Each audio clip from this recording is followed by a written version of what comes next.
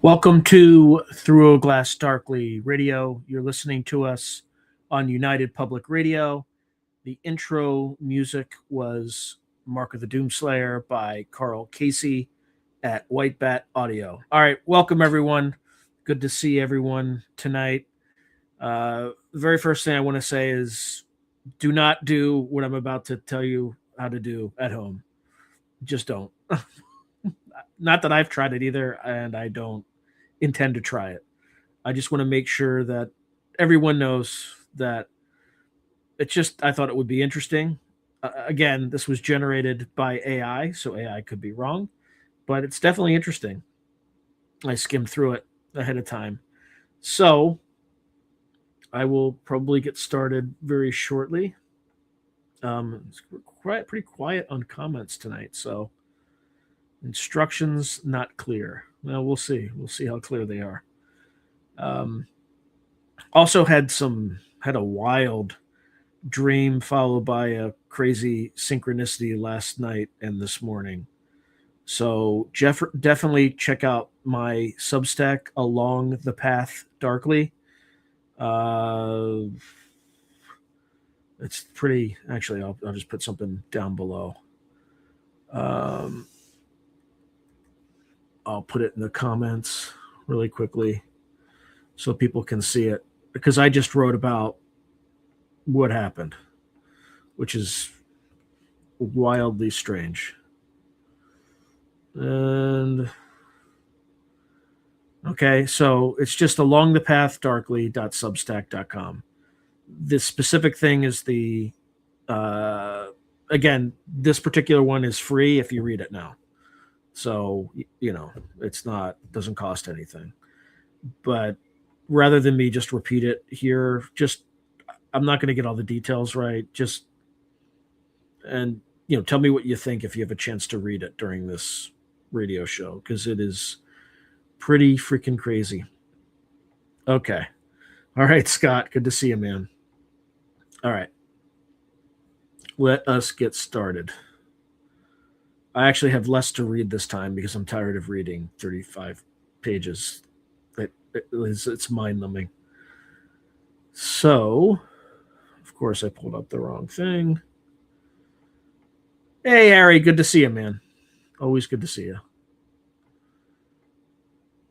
All right, let's get started. I can only find the thing. Okay. Creating an Egregore, an esoteric and operational treatise. The first thing we'll start is the ontological status of the Egregore. So what are you actually creating? Listen carefully. The Egregore is one of the most consistently misunderstood constructs in Western occultism, not because it's obscure, but because it sits uncomfortably between categories modern minds prefer to keep separate. It is neither imaginary in the dismissive sense, nor fully autonomous in the way spirits, angels, and daemons are traditionally conceived. It is also not reducible to group psychology, memetics, or archetypal projection, though it overlaps with all of these. The Egregore exists precisely in the interstitial space where those explanatory systems fail to fully account for lived experience. An egregore is best understood as a coalesced psychic organism generated through sustained collective attention, symbolic coherence, emotional charge, and ritual continuity. It is not created in a single act. It accretes, it condenses, it stabilizes. And once stabilized, it exhibits behaviors that are not strictly under the conscious control of any single individual who contributed to its formation. This is the first danger and the first threshold. The realization that what you are building will eventually push back. Historically, egregores emerge wherever human groups maintain identity over time.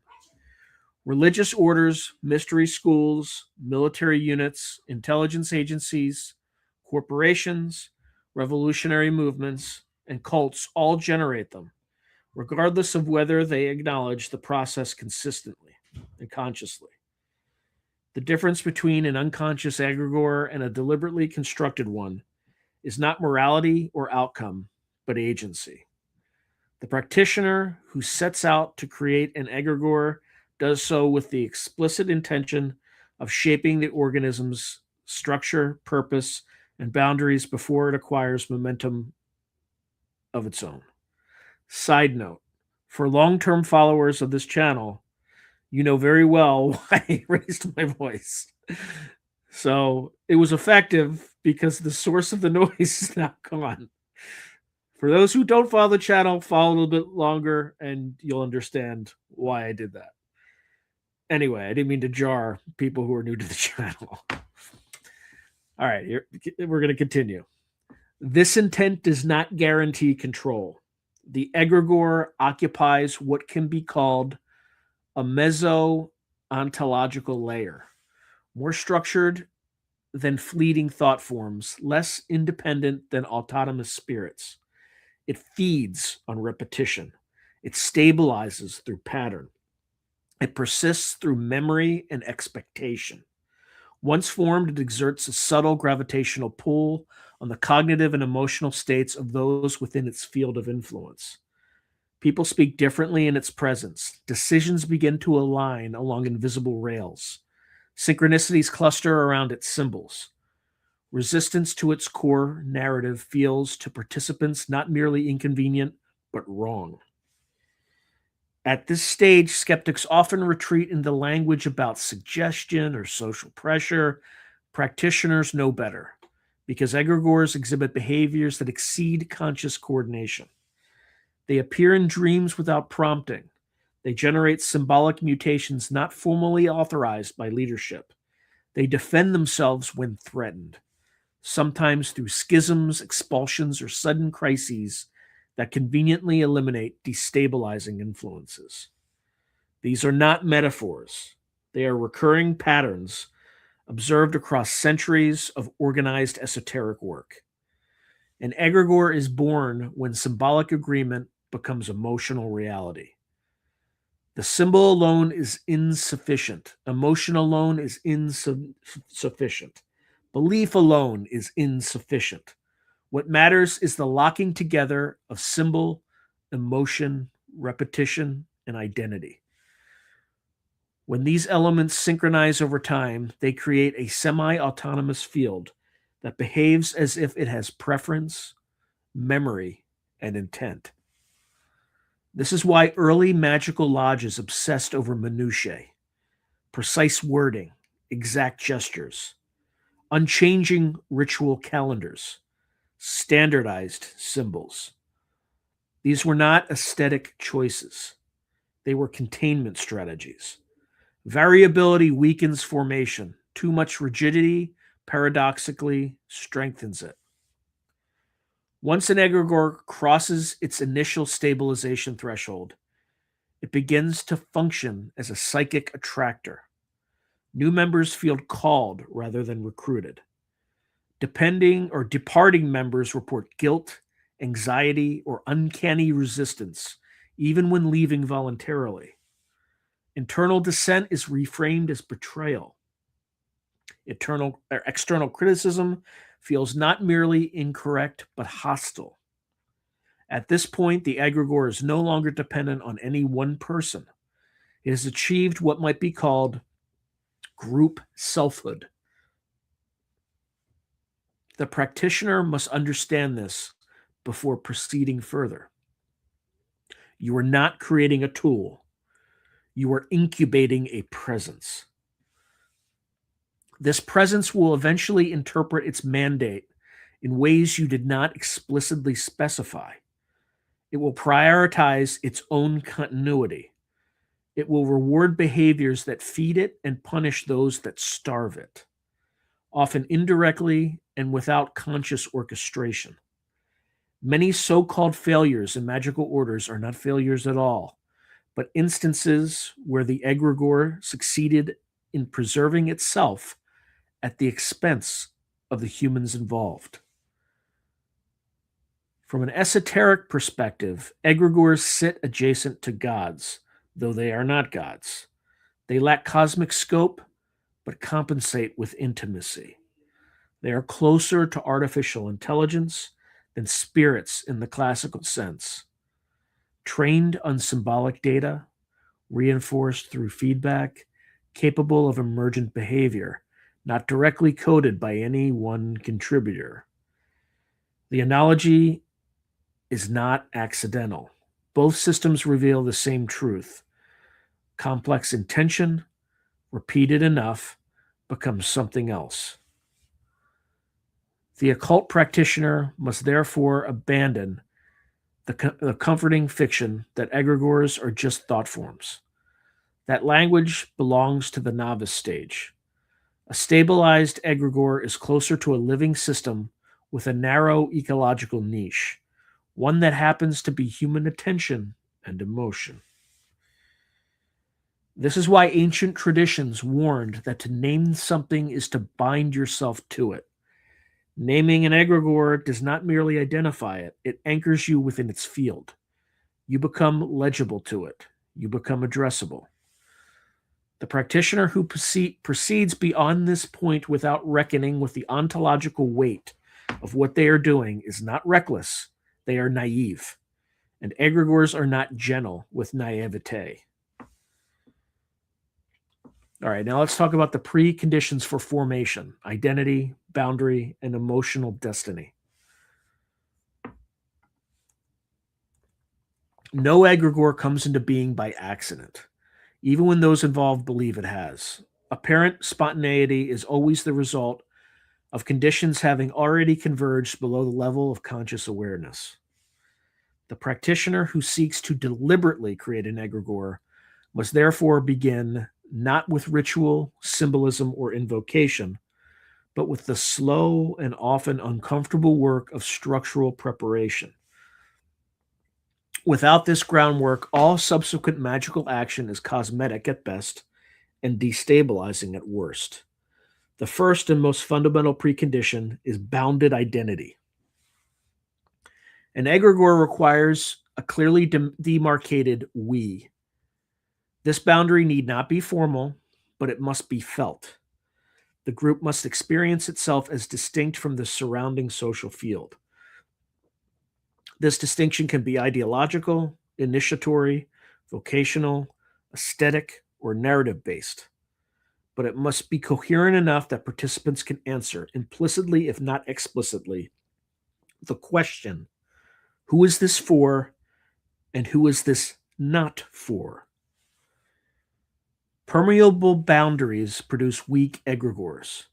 Excessively rigid boundaries produce brittle ones. In both cases, the system fails to stabilize. The practitioner must understand that identity is not a label. It is a lived condition reinforced through repetition. Language matters here. So do jokes, taboos, shared grievances, and shared aspirations. Every repeated inside reference tightens the boundary. Every unchallenged ambiguity weakens it. The second precondition is symbolic coherence. Symbols are not decorations, they are compression algorithms. A functioning egregore requires a symbolic vocabulary capable of carrying layered meaning without constant explanation. This includes names, sigils, colors, gestures, phrases, mythic narratives, and role archetypes. The more efficiently these symbols evoke emotional and conceptual resonance, the faster the egregore condenses. Symbolic incoherence is one of the most common failure modes in modern esoteric groups. Borrowed symbols are mixed without integration. Traditions are stacked rather than synthesized. The result is not richness, but noise. An egregore cannot stabilize in a chaotic symbolic field because it has no consistent pattern to inhabit it. It becomes fragmented, parasitic, or dissipative. Effective symbolic systems share three traits: repetition, exclusivity, and elasticity. Repetition ensures familiarity. Exclusivity ensures boundary reinforcement. Elasticity allows symbols to evolve without losing recognizability. When symbols are frozen too rigidly, the egregore stagnates. When they mutate too freely, it loses coherence. The third precondition is emotional density. This is the most misunderstood element, and the one most frequently sanitized in contemporary discourse. Egregores are not sustained by belief alone. They are fed by felt intensity, devotion, fear, loyalty, longing, anger, reverence, shame. These are the currencies of formation. Emotional neutrality produces nothing. Mild enthusiasm produces nothing. It is the compression of affect over time. It generates the psychic pressure necessary for emergence. This is why egregores often form most powerfully in environments of stress, crisis, or liminality.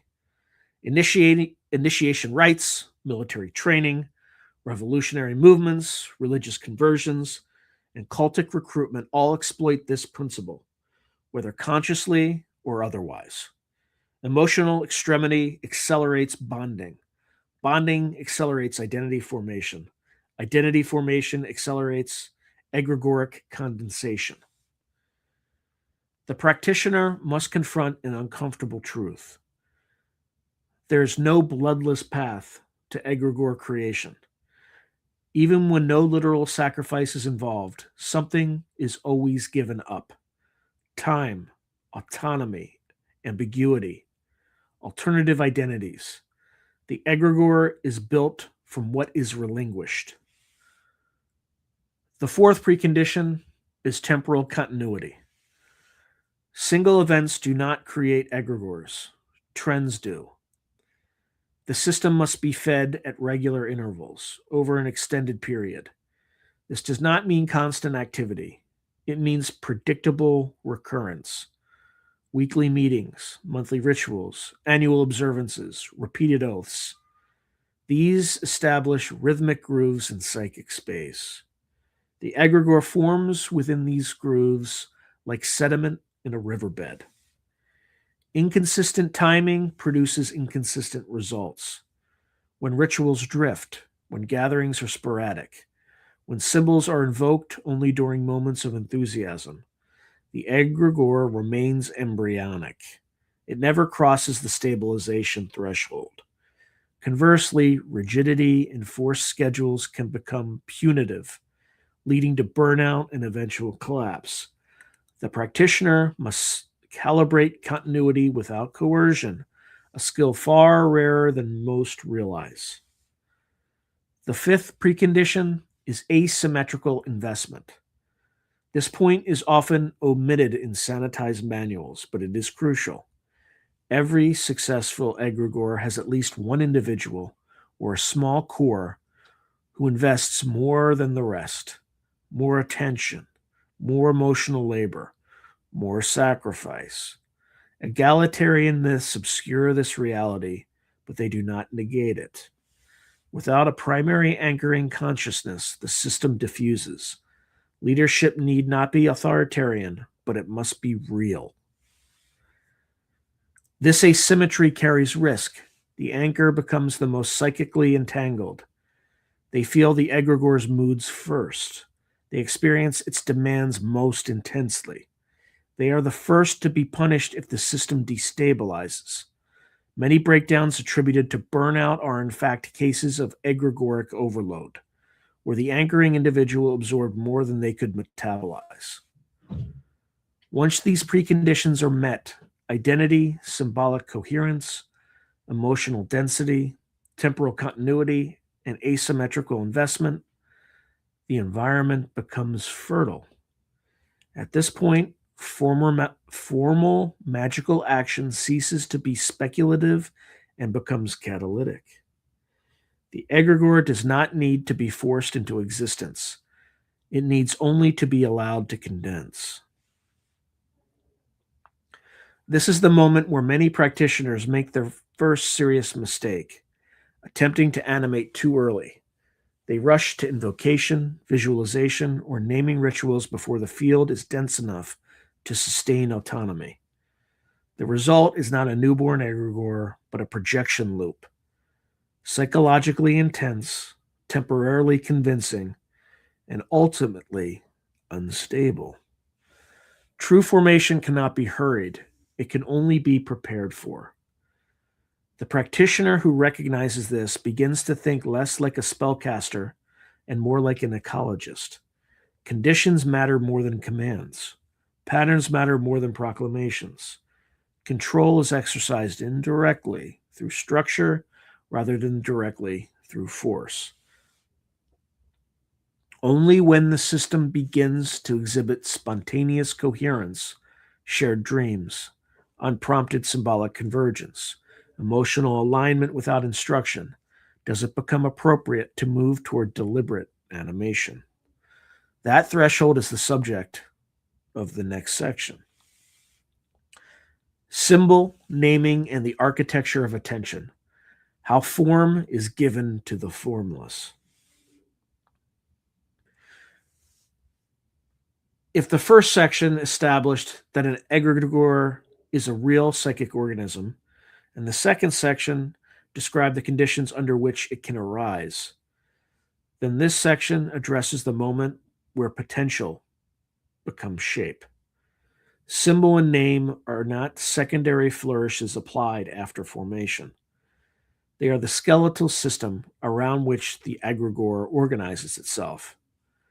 Poor symbolic architecture produces malformed entities.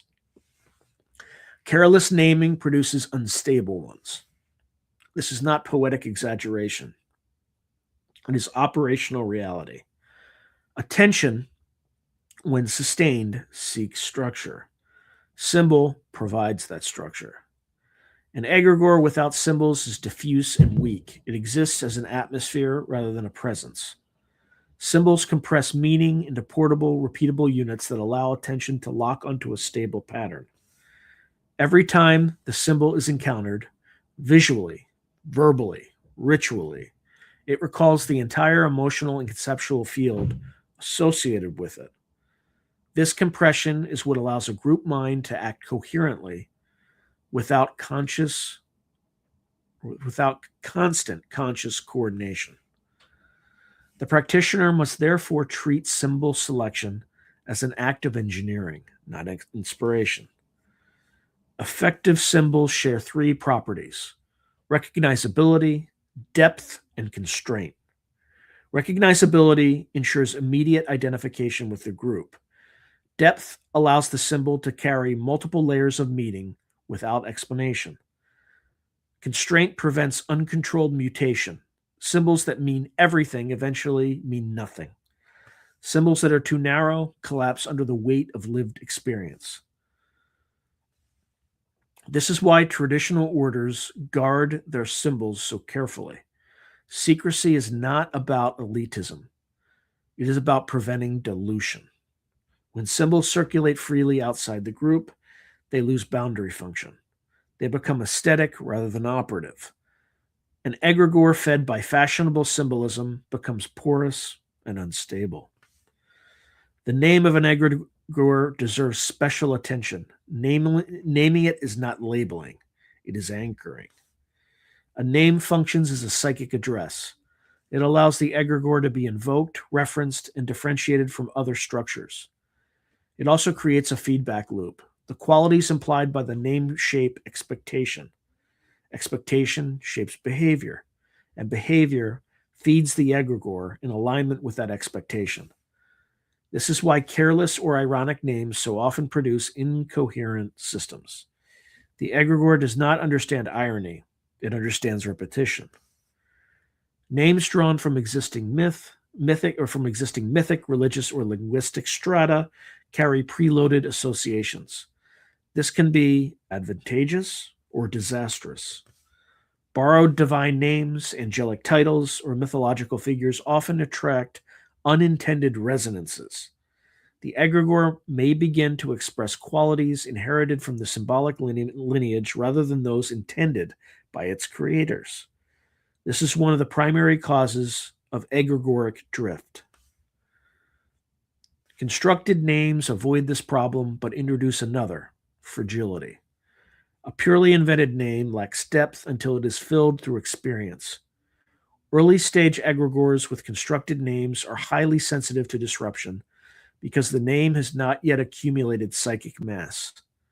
The practitioner must compensate through disciplined repetition and consistent emotional charge. Sigils serve a different function than names, though the two are often conflated. A sigil is not a label, it is a condensation mechanism. It bypasses discursive thought and speaks directly to pattern recognition systems in the psyche. This makes sigils exceptionally powerful and exceptionally dangerous if poorly designed. A well-constructed sigil balances complexity and simplicity. Too complex, and it cannot be recalled accurately. Too simple, and it fails to differentiate itself from ambient noise. The sigil should be reproducible without reference, but not obvious to an outsider. Its geometry should evoke the egregore's core function without explicitly depicting it. Literalism weakens sigils. Abstraction strengthens them. Color, orientation, and proportion matter more than most practitioners admit. These elements act as emotional modifiers. Repeated exposure to a specific color palette under ritual conditions trains effective response. Over time, the body reacts before the intellect. This is not symbolic coincidence. It is conditioning harnessed deliberately. Language itself becomes symbolic architecture once stabilized. Phrases, slogans, ritual responses, and even habitual metaphors act as verbal sigils. They shape perception by narrowing the range of acceptable interpretations. Groups with strong egregores often develop idiosyncratic speech patterns. This is not accidental. It is a sign that the egregore has begun to think through its hosts. At this stage, practitioners must resist the temptation to over-symbolize. Excessive layering creates cognitive overload and symbolic fatigue. The egregore does not require constant novelty. It requires consistency. Symbols gain power through repetition, not innovation. Changes should occur slowly and deliberately, ideally framed as rediscoveries rather than revisions. One of the clearest signs that symbolic architecture is functioning is spontaneous convergence. Members independently arrive at similar interpretations, images, or expressions without coordination. Dreams begin to echo shared motifs. Creative output aligns along recognizable themes. When this occurs, the practitioner should not interfere. Interpretation should be allowed to emerge organically. Premature codification freezes growth. Naming rituals mark the transition from formation to animation. This is the moment when the egregore is no longer treated as a concept, but as a presence. Such rituals should be rare, deliberate, and emotionally charged. Repeating naming without sufficient density cheapens the act. Silence, paradoxically, strengthens the name. It must be emphasized, once named, the egregore becomes addressable. It can be called upon, negotiated with, and if necessary, confronted. But it can also call back. Practitioners often report increased synchronicity, intuitive pressure, or symbolic intrusion followed by formal naming. These are not signs of success or failure. They are signs of contact. From this point forward, that relationship changes. The egregore is no longer merely shaped by attention. It begins to shape attention in return. Symbols that once felt inert acquired emotional weight. The name evokes response without conscious intent.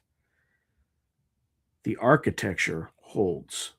What remains is the most dangerous phase, animation.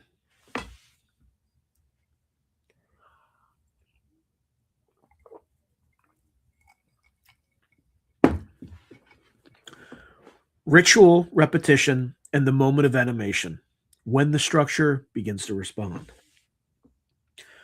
Ritual is not theater, it is temporal engineering. Where symbol provides structure and naming provides addressability, ritual supplies momentum. An egregore does not awaken because it is commanded to do so. It awakens because repetition compresses intention until responsiveness becomes inevitable. The moment of animation is not dramatic by necessity, but it is unmistakable to those prepared to recognize it. The practitioner must first discard the popular misconception that ritual exists to summon an egregore into being. Nothing is summoned. The egregore emerges from within the patterned field established by repeated action. Ritual does not create ex nihilo. It conditions the environment until emergence becomes the path of least resistance. Effective ritual architecture is defined by 5 elements: consistency, rhythm, constraint, emotional escalation, and closure. Consistency ensures recognizability. The same actions performed in the same sequence create psychic grooves. Variations dilute momentum. This does not mean rituals cannot evolve, but evolution must occur slowly and only after stabilization. Early stage systems are fragile. Novelty is destabilizing. Rhythm governs temporal expectation. Regular intervals train anticipation. Anticipation generates emotional charge before the ritual even begins. This preloading effect is crucial. The egregore feeds not only on the ritual act itself, but on the anticipatory field surrounding it. Groups that ritualize sporadically deprive themselves of this amplifying effect. Constraint is often misunderstood as limitation. In reality, constraint intensifies focus. Set times, prescribed movements, fixed wording, and defined roles all narrow attention. Narrowed attention deepens immersion. Deep immersion accelerates condensation. Excessive freedom weakens the field by dispersing focus across too many possibilities. Emotional escalation is the engine. Rituals that remain emotionally flat do not animate anything. There must be a deliberate arc: preparation, tension, release. This does not require hysteria or excess. It requires sincerity. Emotion that is suppressed or mocked leads or leaks away. Emotion that is acknowledged and directed accumulates. Closure seals the field. Incomplete rituals leave psychic residue that diffuses energy rather than consolidating it. Proper closure signals completion and containment. This protects participants and stabilizes the egregore. Neglecting closure is one of the fastest ways to induce fatigue, confusion, or subtle dissociation within the group. The moment of animation does not announce itself with fireworks. It arrives quietly, often unrecognized at first.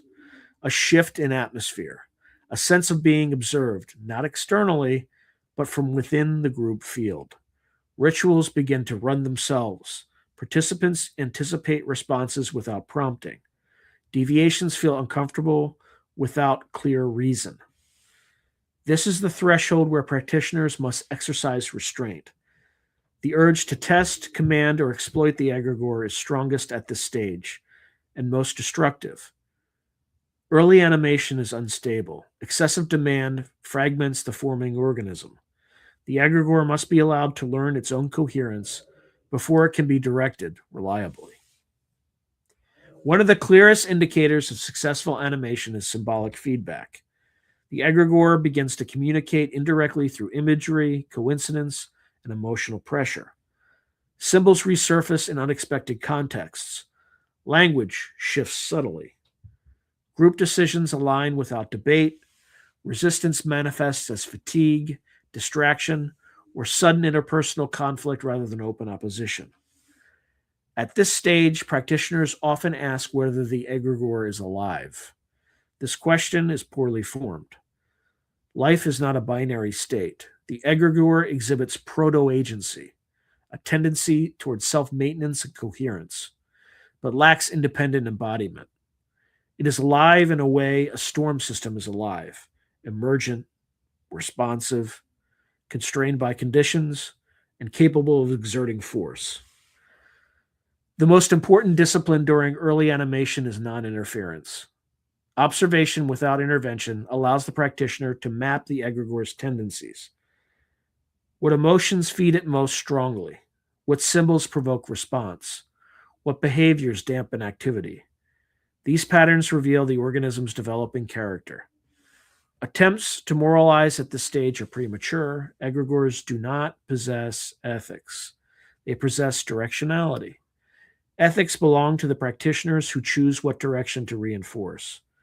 If the egregore amplifies fear, ambition, devotion, or aggression, it is because those currents were already present in the group.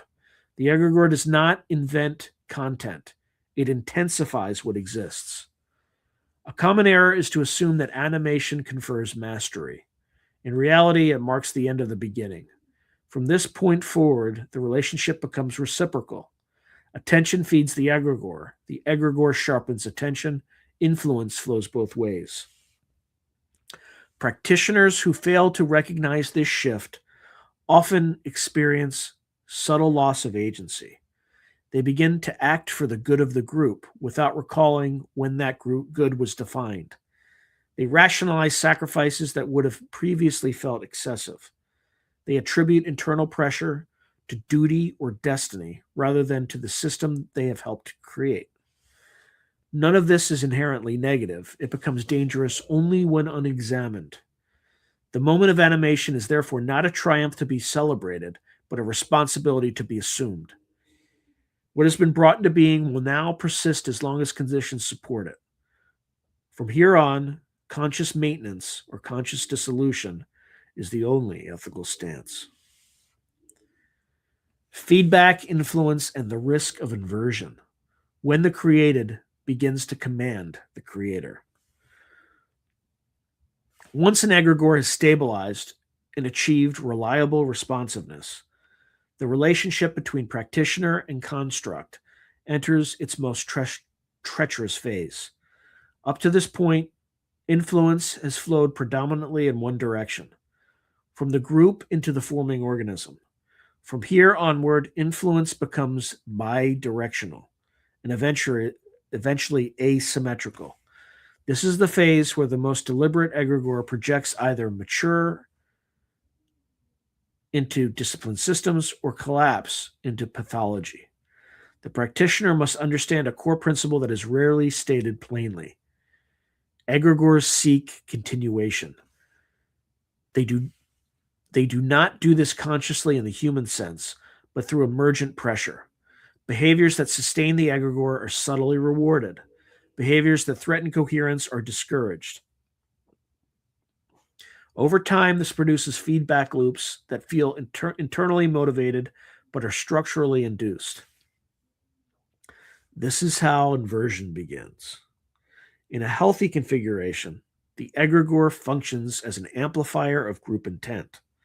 It reinforces shared purpose, accelerates coordination, and provides symbolic continuity across time. The practitioners remain the locus of ethical judgment and strategic direction.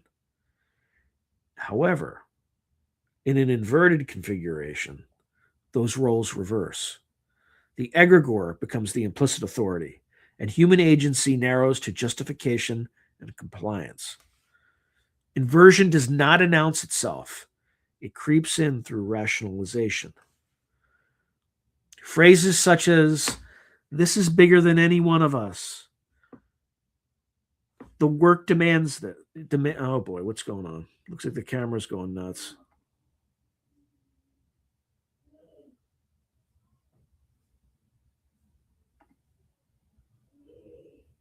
Okay.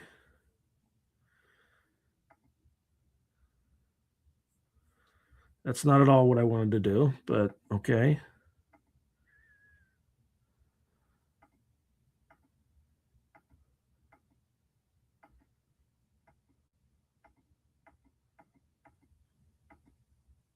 Fucking AI. No, I don't want AI tracking.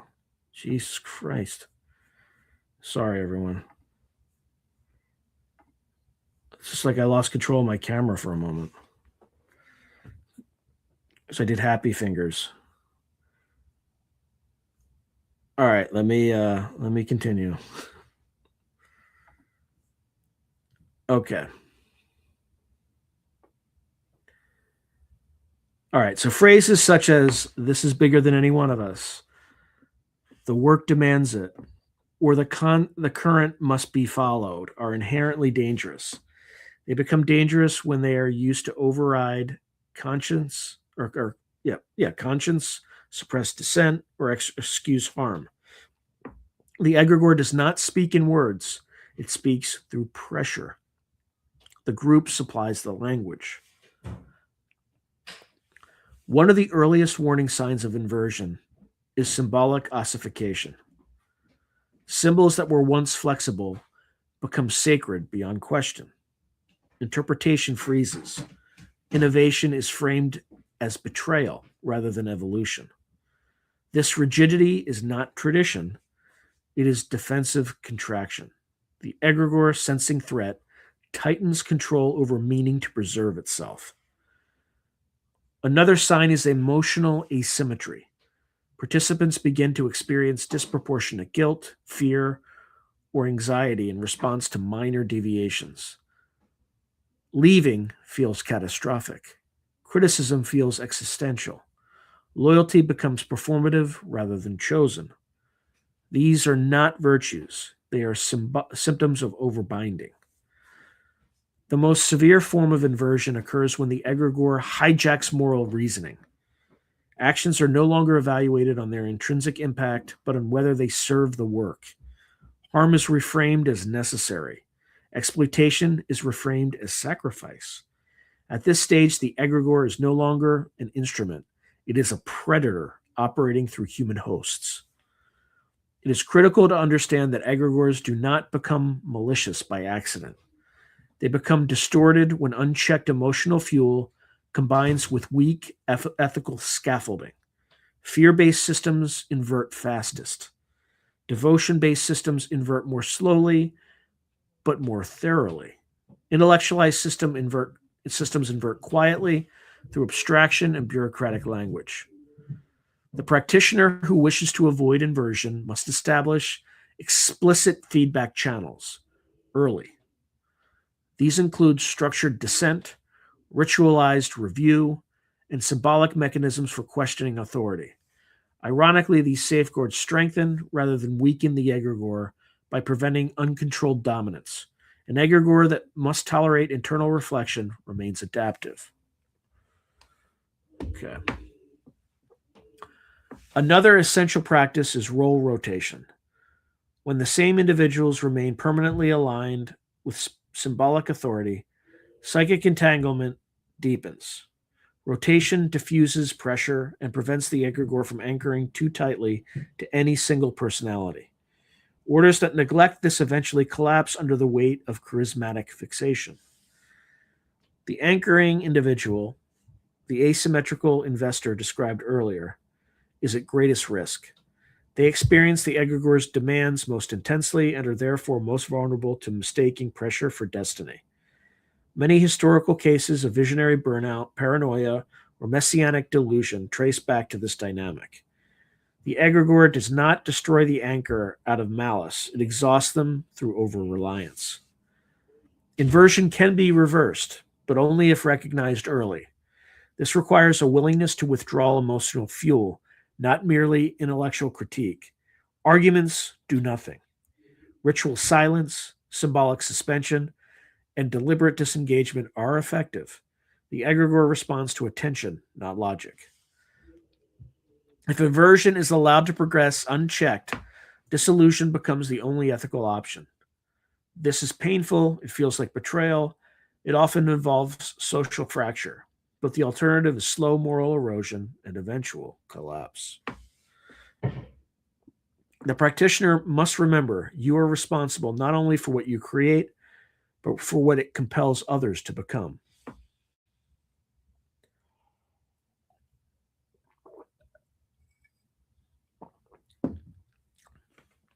All right. Maintenance, feeding cycles, and controlled growth, keeping it alive without letting it feed unchecked. Once an egregore has stabilized and avoided early inversion, the practitioner enters a phase that is less dramatic but far more demanding: maintenance. This phase determines whether the egregore matures into a functional, bounded organism or degenerates into a parasitic system that consumes its creators. Maintenance is not passive, it is an ongoing act of regulation. The fundamental error made at this stage is assuming that because the egregore now exists, it will continue to function without deliberate stewardship. In reality, egregores are metabolically active systems. They require input, processing, and periodic correction. Starved egregores decay. Overfed egregores dominate. The practitioner must therefore establish feeding cycles. A feeding cycle is not merely ritual repetition, it is the patterned reintroduction of attention and emotion under controlled conditions. Healthy cycles are rhythmic and predictable. They prevent hunger spikes that lead to aggressive self-preservation behaviors while avoiding constant stimulation that erodes autonomy. Emotion remains the primary nutrient, but its quality matters more over time than its intensity. Early stage egregores thrive on intensity. Mature egregores require coherence. Devotion that is frantic destabilizes. Fear that is chronic corrodes. What sustains long-term viability is meaningful engagement. Rituals that reaffirm purpose without inflaming dependency. One of the clearest indicators of healthy maintenance is emotional proportionality. Participation should feel significant but not compulsory. Absence should weaken the field slightly, not trigger crisis. If members experience anxiety or guilt disproportionate to their involvement, the feeding cycle is too aggressive. Growth must also be regulated. Egregores naturally seek expansion because expansion increases available energy. Growth is not intentional or inherently harmful, but unbounded growth destabilizes structure. As membership increases, symbolic coherence thins. Emotional density disperses. The egregore compensates by intensifying demands, which accelerates inversion risk. Practitioners must therefore decide early whether the egregore is closed, semi-permeable, or expansive. Closed systems prioritize depth over scale. Semi-permeable systems allow controlled influx. Expansive systems require constant recalibration and are the most volatile. No option is morally superior. Each carries different risks. Controlled growth requires initiation thresholds. New participants must cross symbolic and emotional boundaries before full integration. This is not about hazing or elitism. It is about preventing dilution. Without thresholds, the egregore becomes generic and loses specificity. Specificity is its lifeblood. Another critical maintenance function is symbolic pruning. Over time, symbols accumulate associations. Some become obsolete, others accrue unintended meanings. Left unexamined, this symbolic overgrowth creates internal contradiction. The egregore responds by fragmenting or hardening. Periodic symbolic review, conducted carefully and with restraint, prevents this. Pruning does not mean erasure. It means demotion. Symbols can be retired without being repudiated. Sudden symbolic purges create shock waves that destabilize the field. Gradual recontextualization preserves continuity while allowing adaptation. The practitioner must also monitor psychic waste. Every ritual produces residue, unresolved emotion, unintegrated experience, abandoned intention. Healthy systems metabolize this waste through closure, rest, and narrative integration. Unhealthy systems accumulate it. Accumulated psychic waste manifests as fatigue, irritability, factionalism, and eventually schism. Rest periods are therefore not optional. Silence is not neglect. Downtime allows the egregore to settle rather than thrash. Groups that maintain constant activity burn out not because they lack commitment, but because they deny the system recovery. At this stage, practitioners often experience a subtle shift in perception. The egregore feels less mystical and more present. This is not disenchantment, it is intimacy. The system has become familiar enough to lose novelty. Many mistake this for decline and attempt to re-inject intensity. This is a mistake. Maturity is quieter than birth. Ethical oversight becomes increasingly important during maintenance. The egregore will continue to reward behaviors that sustain it, even if those behaviors drift from original intent. Practitioners must periodically reassert human judgment. This is not domination, it is stewardship. The central question of maintenance is simple and brutal. Is this construct still serving the purpose for which it was created, or has its continuation become the purpose itself? If the latter occurs, dissolution should be considered regardless of emotional cost. Persistence alone is not a virtue. Oh, let's take a quick check. Oh, I guess not a lot of people are interested in this topic tonight, I guess. Yikes. Okay.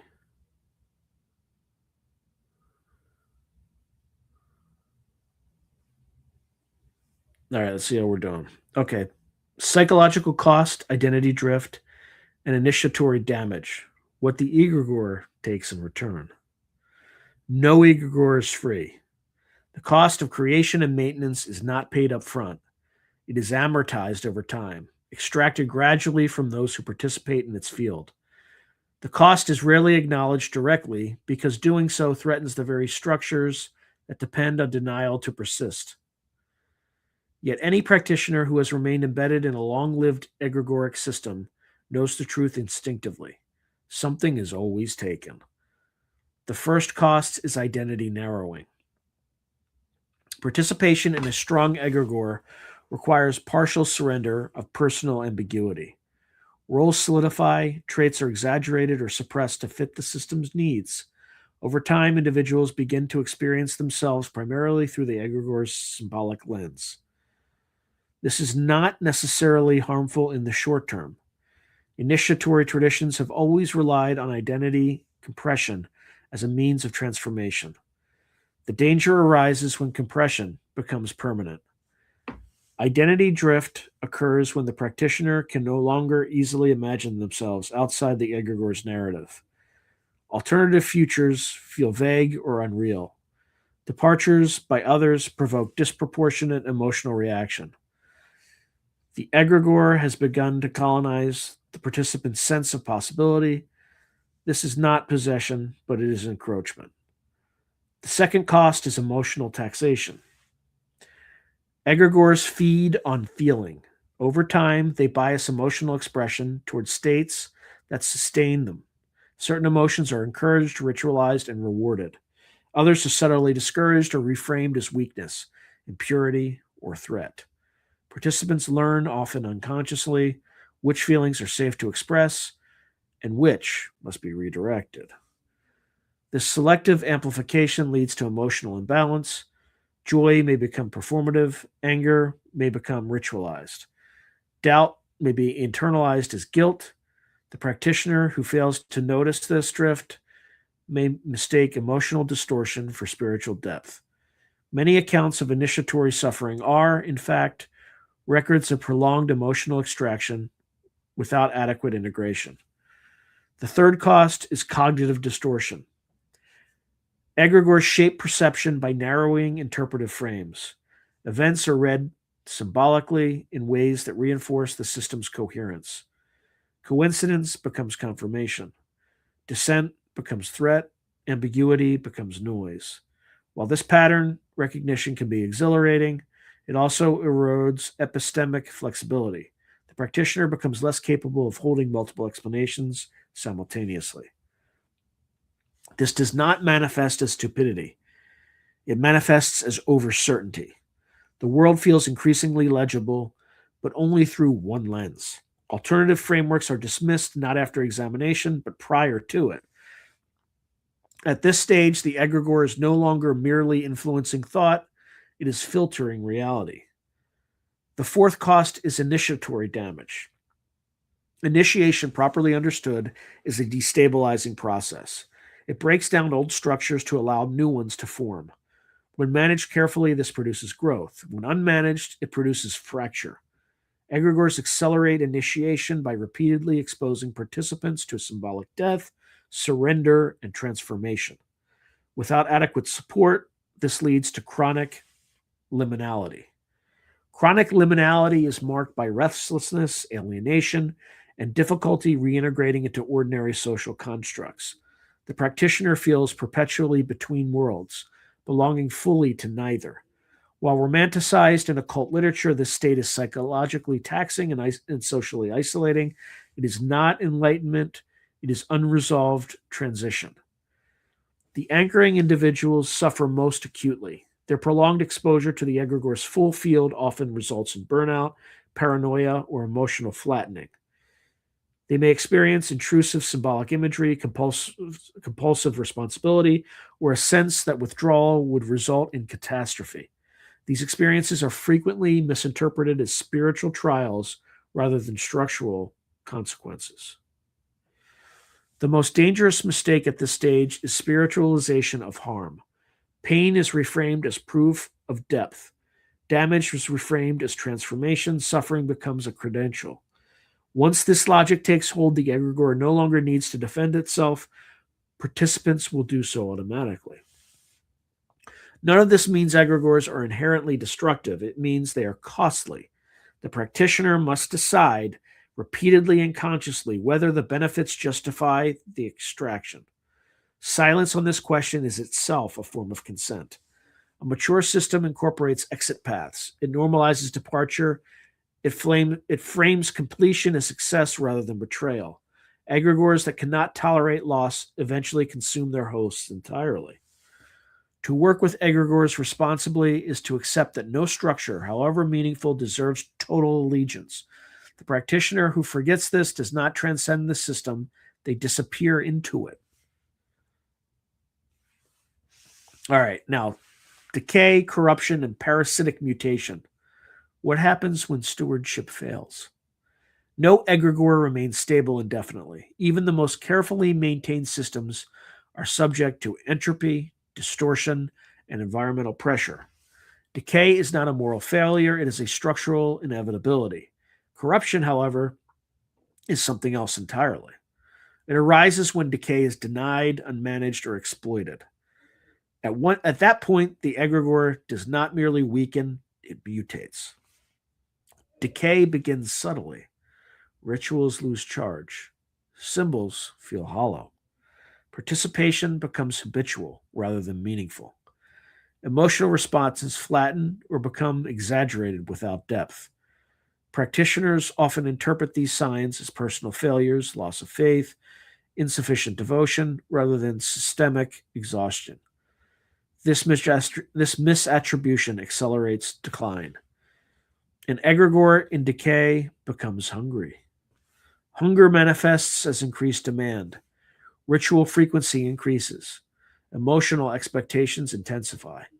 Loyalty tests proliferate. The system attempts to compensate for diminishing returns by extracting more from fewer sources. This is the point at which corruption becomes likely, because desperation overrides discernment. Corruption occurs when the egregore's survival becomes decoupled from its original purpose. Means replaces ends. Preservation replaces function. The system no longer exists to accomplish a goal. The goal exists to justify the system. At this stage, symbolic language becomes recursive. The egregore speaks only about itself. Parasitic mutation follows. A parasitic egregore differs from a healthy one in one crucial respect. It consumes without producing transformation. It feeds on attention, emotion, and identity, but no longer returns coherence, meaning, or growth. Participants feel drained rather than aligned.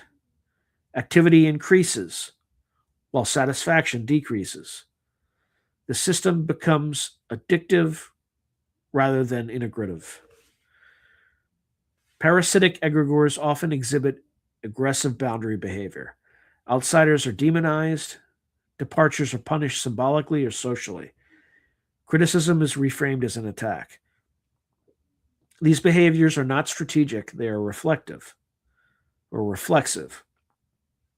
The egregore has lost adaptive capacity and now relies on exclusion to maintain density. One of the clearest indicators of parasitic mutation is symbolic inflation. Titles proliferate. Rituals become more elaborate. Language grows grandiose. Complexity replaces substance. This inflation creates the illusion of vitality while masking internal collapse. Participants mistake intensity for depth. Oh, excuse me. Another indicator is ethical inversion. Actions once considered unacceptable are reframed as necessary. Harm is justified by reference to abstract ideals. Accountability is deferred indefinitely. The egregore no longer tolerates moral reflection because reflection threatens exposure of its hollow core. At this stage, reform is difficult but not impossible. It requires deliberate starvation, withdrawal of attention, reduction of ritual intensity, suspension of symbolic authority. This feels counterintuitive and often provokes crisis. The egregore will resist and may generate conflict, guilt, or fear to reassert control. If reform fails, dissolution becomes unavoidable. Practitioners often resist dissolution because it feels like annihilation. Years of investment, identity, and meaning appear at stake. This is the final illusion egregores generate, the belief that without them nothing remains. In truth, what remains is the practitioner themselves, altered, perhaps wounded, but still capable of agency. Failure to dissolve a parasitic egregore results in long-term damage. Individuals carry residual patterns into new systems. Cynicism hardens, trust erodes. Future formations become either compulsive or impossible. The cost of avoiding dissolution is paid repeatedly. Understanding decay and corruption is not pessimism, it is realism. The practitioner who plans for entropy is not less devoted, they are more responsible. Systems that include mechanisms for decline retain dignity even in death. Dissolution, severance, and ritual death, ending what you created without lingering debris. Dissolution is the most neglected and most ethically necessary phase of egregoric work. Creation is seductive. Maintenance feels purposeful. Dissolution feels like failure. This framing is false. An egregore that is never allowed to end becomes either parasitic or undead. The practitioner who refuses to contemplate dissolution has already surrendered agency. Dissolution is not destruction, it is withdrawal of animation. An egregore does not die because it is attacked. It dies because the conditions that sustain it are deliberately and systematically removed. This process must be intentional. Passive neglect produces lingering fragments, psychic debris that persists without coherence and continues to exert subtle influence. Proper dissolution is a form of ritual hygiene. The first step is collective recognition. An egregore cannot be cleanly dissolved while participants continue to deny its decline or necessity. This does not require unanimous agreement, but it does require acknowledgement from those who carry the most emotional investment. Without recognition, withdrawal will be sabotaged unconsciously through nostalgia, fear, or guilt. The second step is symbolic deactivation. Symbols must be addressed directly. Names are spoken for the final time. Sigils are retired, not defaced. Ritual objects are dismantled, redistributed, or ritually neutralized. The goal is not repudiation, but closure. Violent rejection creates rebound effects. Reverent release allows dissipation. Naming the end is as important as naming the beginning. Silence alone is insufficient. The egregore must be told that its function is complete. This may sound anthropomorphic, but it reflects an operational truth. Addressability persists until it is explicitly withdrawn. The third step is ritual severance. This is the most emotionally difficult phase. Severance rituals mark the end of reciprocal obligation. Participants formally reclaim authority over their attention, emotion, and identity. This often provokes grief, anger, or fear. These reactions are not signs of error, they are signs of disentanglement. Severance must include the anchoring individuals explicitly. Their release is essential. Without it, residual structures persist through personality rather than symbol. Many failed dissolutions leave behind charismatic remnants who unconsciously attempt to resurrect the system in altered form. The fourth step is temporal closure. Dates, cycles, and anniversaries associated with the egregore must be consciously neutralized. This does not mean forgetting, but recontextualizing. Memory is allowed, reenactment is not. Without temporal closure, the egregore reasserts itself seasonally, like a dormant infection. The final step is integration. What was learned must be metabolized. Experiences are named. Damage is acknowledged. Without mythologizing.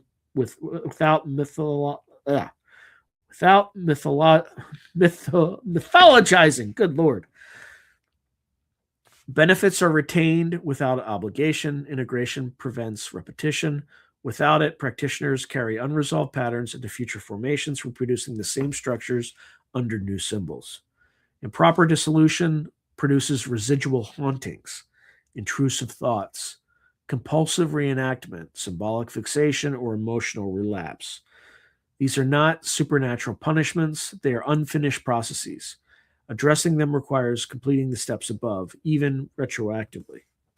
A dissolved egregore does not vanish instantly. It fades, its field thins, its symbols lose charge. Eventually, it becomes history rather than presence. This is not loss, it is completion. The practitioner who learns to end what they create gains something rarer, freedom from compulsion. They are no longer driven to build endlessly, nor afraid to let go. They understand that meaning is not stored in structures, but in agency. Dissolution properly performed is not a failure of magic, it is its final proof. Okay. Responsibility, power, and why most should not do this. The final accounting. Okay.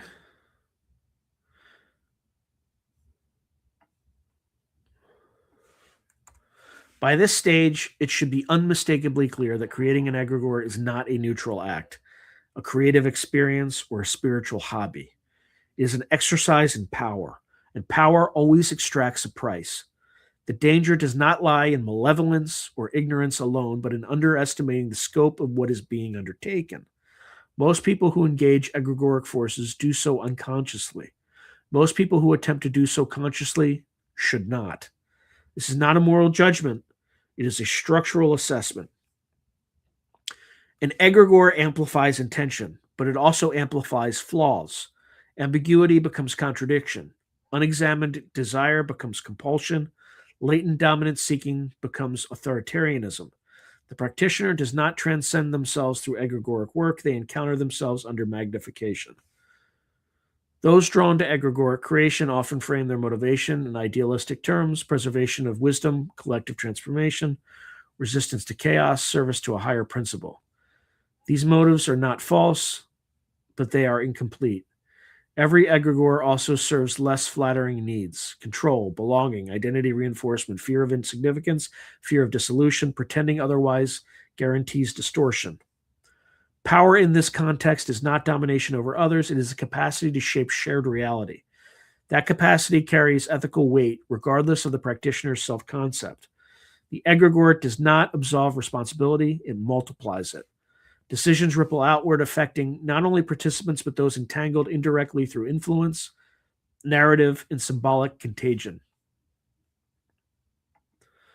The practitioner must therefore confront a question that no ritual can answer: why does this need to exist at all? Tradition is not justification. Longevity is not justification. Emotional attachment is not justification. The only defensible reason to create an egregore is that it accomplishes something that cannot be achieved through less binding means. Most goals do not meet this criterion.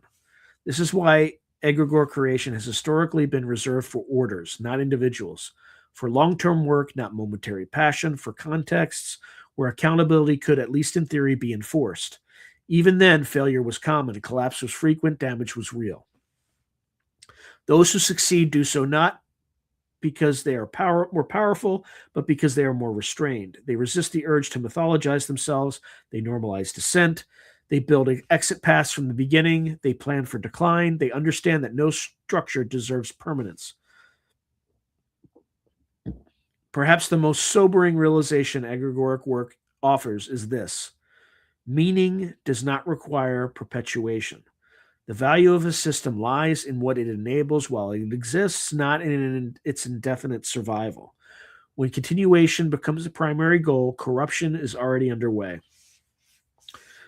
Just as an aside, it's kind of like a U.S. government agency. Once they create a monstrosity like the Department of Education, it becomes part of the iron law bureaucracy. The purpose of that entity is no longer about improving the educational outcomes of people.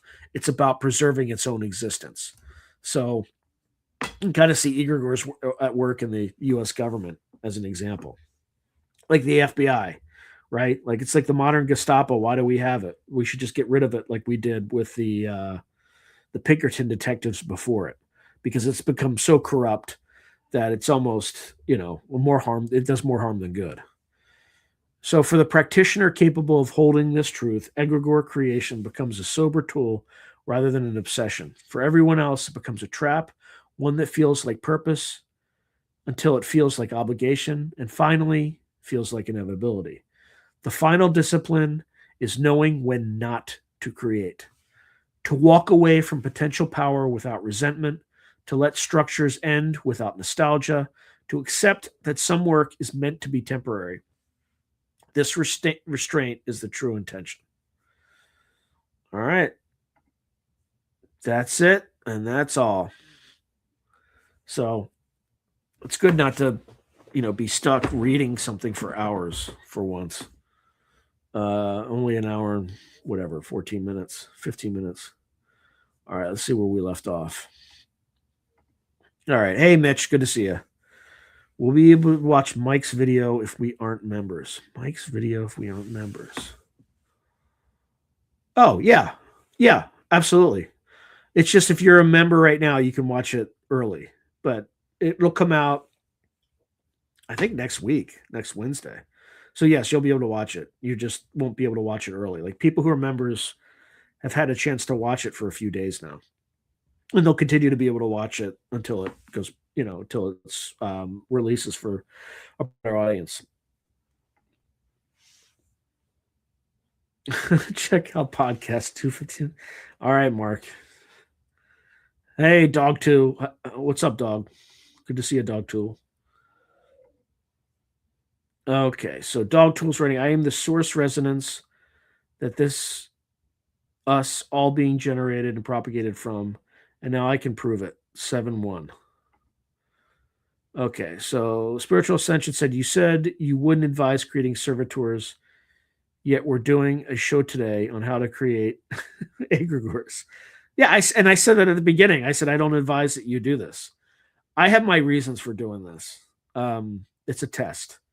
It's a test to see what the reaction is, not from my audience, but from you know. I'm just curious. I'm just curious to see if this particular episode is systematically shadow banned. Because if it is, it gives me data, and it should give you data too. So, yeah, I don't know what's ironically convenient, but who knows? Yeah, Harry says do entrepreneurs who found companies create egregores? Probably, uh, not intentionally, but probably. One could say the same thing for people who create YouTube channels. I don't know, right? Dog Tool, I already love you, brother. I already love you. Tool is my favorite band. A Perfect Circle is also, uh, you know, I mean, Maynard is the lead singer of all three, but Tool's awesome. And A Perfect Circle, there's some songs I love that I would play on this channel, but then I would get a copyright strike, so I can't. Okay, so I know I'm taking myself back into my possession. Peace be your journey, Dog Tool. All right, nothing drops out from the dream on first pass. The bird is weird. Glad it's okay. Yeah, so Sirius is talking about the dream on Substack. Yeah, it's some weird stuff. Okay, thinking about companies as egregores is interesting. No, they're definitely. I think there's a movie about that actually. AI ChatGPT is never going to be able to provide cold hard truth about these things. You're always going to receive a felted, distorted explanation. Yeah, maybe. Okay, so Sirius is saying I'm thinking like Gestalt consciousness. I've seen it form around doves. It's weird. Egregores are mimic. Mimic is finite. Yeah, spiritual ascension. AI is mimic. Mimic is finite. Mimic interferes with organic flame. Burn the mimic. All right. Um.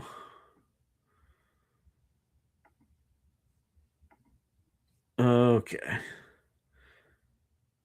Okay. So, link to Jinx. It's interesting.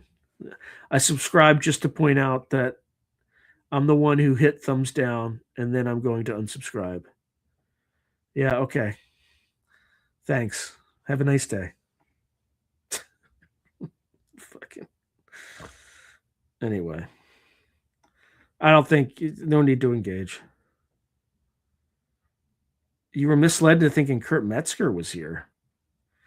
Oh, um, I mean, there's nothing in the title that says he's in here. So, well, he's at. If you want to know where, like, he's at the Draft House in Arlington, Virginia, right now, the comedy show. So, and he's probably in the middle of his routine. So, there's no way he could be on here. I know. I figured it took me like 5 seconds. No, longer than 5 seconds. I, okay. God bless you. God bless you. Link to Jinx. Thank you for subscribing. Yeah, I think, yeah, I he got me. You got me. That's all. That's the only legitimate answer. You got me. You got me. Good. Like, touche. Very good. Very good. I'm not mocking you. I genuinely appreciate that. And I feel guilty since there's only like 27 people. I'm not going to push it. The internet was built on trolling, and we are an endangered species. I just keep the air alive. Very good. Very good. Excellent. Okay, so link to Jinx. It's not even the same ever since YouTube took away the thumbs down because it was exposing that no one believed in any of the actors as leaders. Yeah. Well, I mean, the thumbs down thing, you can still give people thumbs down. It just doesn't show up. You just see the thumbs up, which is just, yeah.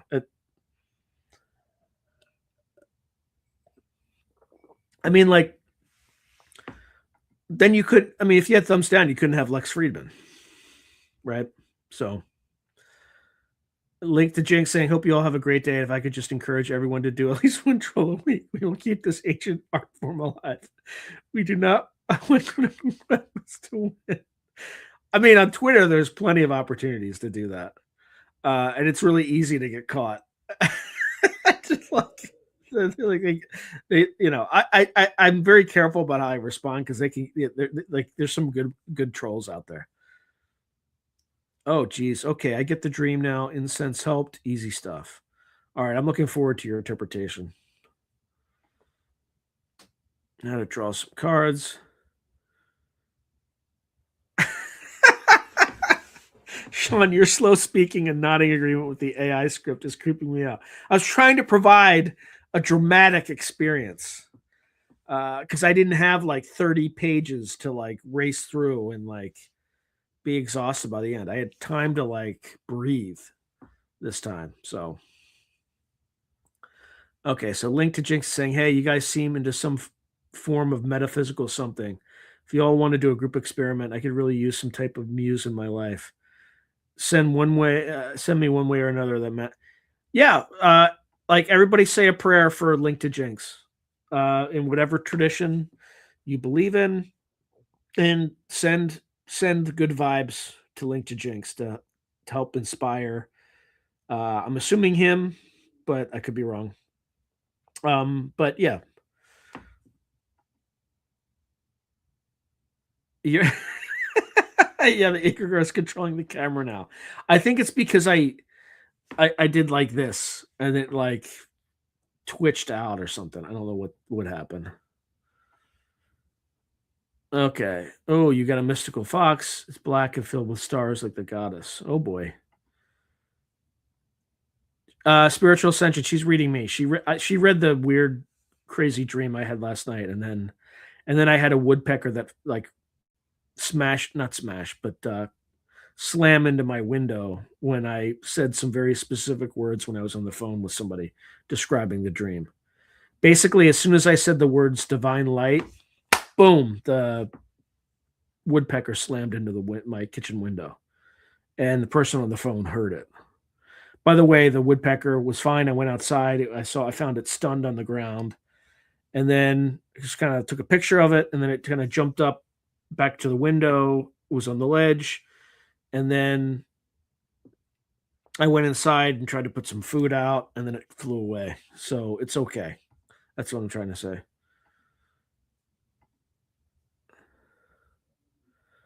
Yeah, link to AI is tracking you whether you want to. And yeah, it went into like this automatic mode that I had to turn off. Let's see if it went back on. No, it did not. So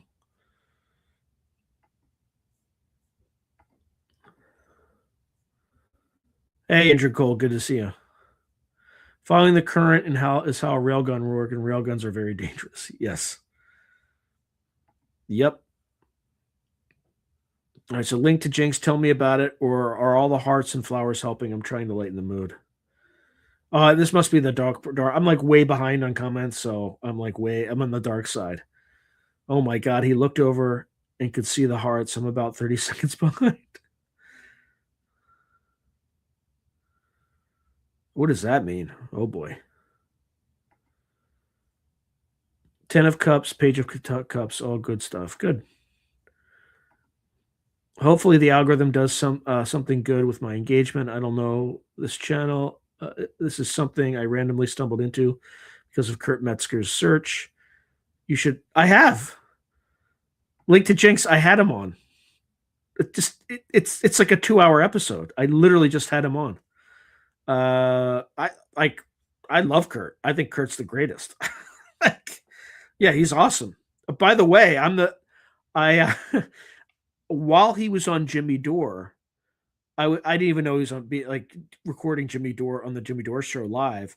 I found his ass in the Epstein files. So I was texting him like, hey man, did you know you're in the Epstein files? And he's just like, no, what? How? And I'm like, I'll send it to you. It's innocuous, right? But it's still, for a comedian, that's solid gold. So he's like, hurry up, text it to me. I'm on the Jimmy Dore show. So he, like, while he's live, he like, anyway, he found out live on that show. So yeah, just check. If you just go, in fact, if you just go to the main page, his episode should be the one that's featured. So yeah, definitely check it out. It's a good episode. He does his Jeffrey Mishlove impression constantly. Okay, so we saw that. Yeah, about 2 weeks ago. Exactly.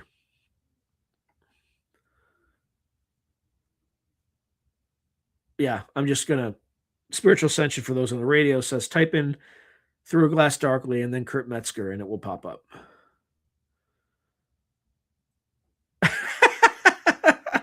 He's on more random podcasts than I've ever seen.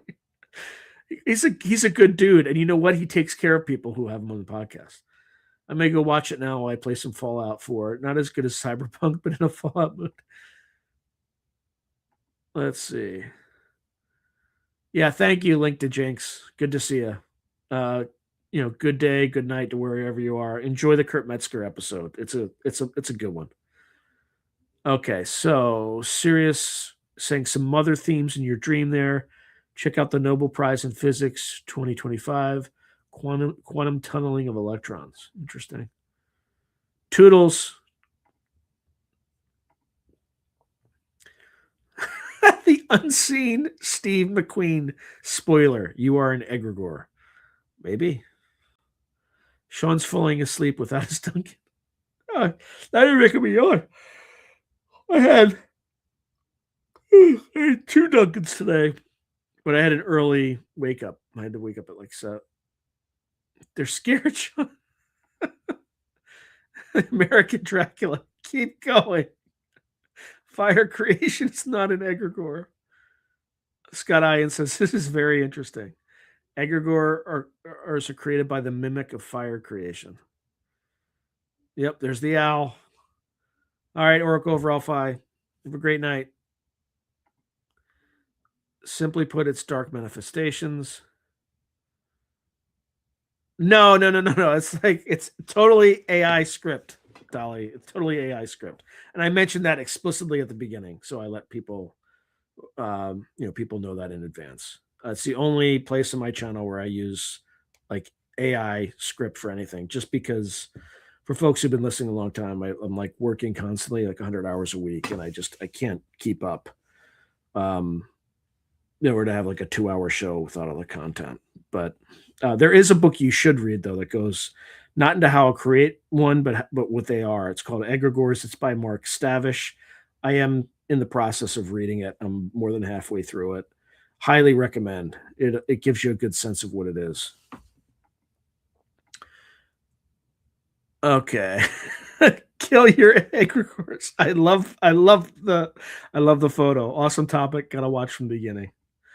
I honestly wouldn't. That's literal demonology. There are some people, fascist philosophy 5649, that there are some Christian writers who have said that, right? That like the church, the Catholic Church, for instance, is not.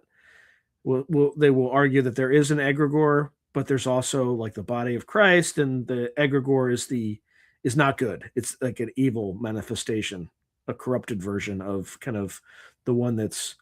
But there are other writers who say that it just depends on how it's used. So there are different viewpoints on it. And so I honestly don't know. I'm just learning in this process. Hey, Castudis, good to see you. No, well, can someone activate subtitles, please? They'll probably be done once this thing's over. I think. Okay, so the unseen Steve McQueen says magic is a form of technology, and by extension, an egregore is merely a tool like a shovel. You can dig a garden or a grave with a shovel, but in neither case is the shovel good or bad. Yeah, see, there's kind of like another kind of the opposite view, right? And I don't know which one it is because I am not that educated on this. So fascist philosopher said, "This is good, bro. Hopefully you can do a quality take 2, and I can get 2 times hearts." Almost like Polymarket. Oh boy. For me, that I'm late. What is an egregore? Is it a being or something? It's a group. It's a thought form. It's a group thought form. So like a sports team would have an egregore, a subconscious one, like an unconscious one. People don't know that they create it, but it is an entity that is kind of a group consciousness that kind of lies in the astral realm, and it feeds off of the feelings of the group, but it also helps the group in order to perpetuate the egregore. So, think of like companies, like they all have their symbols and sigils and all that stuff.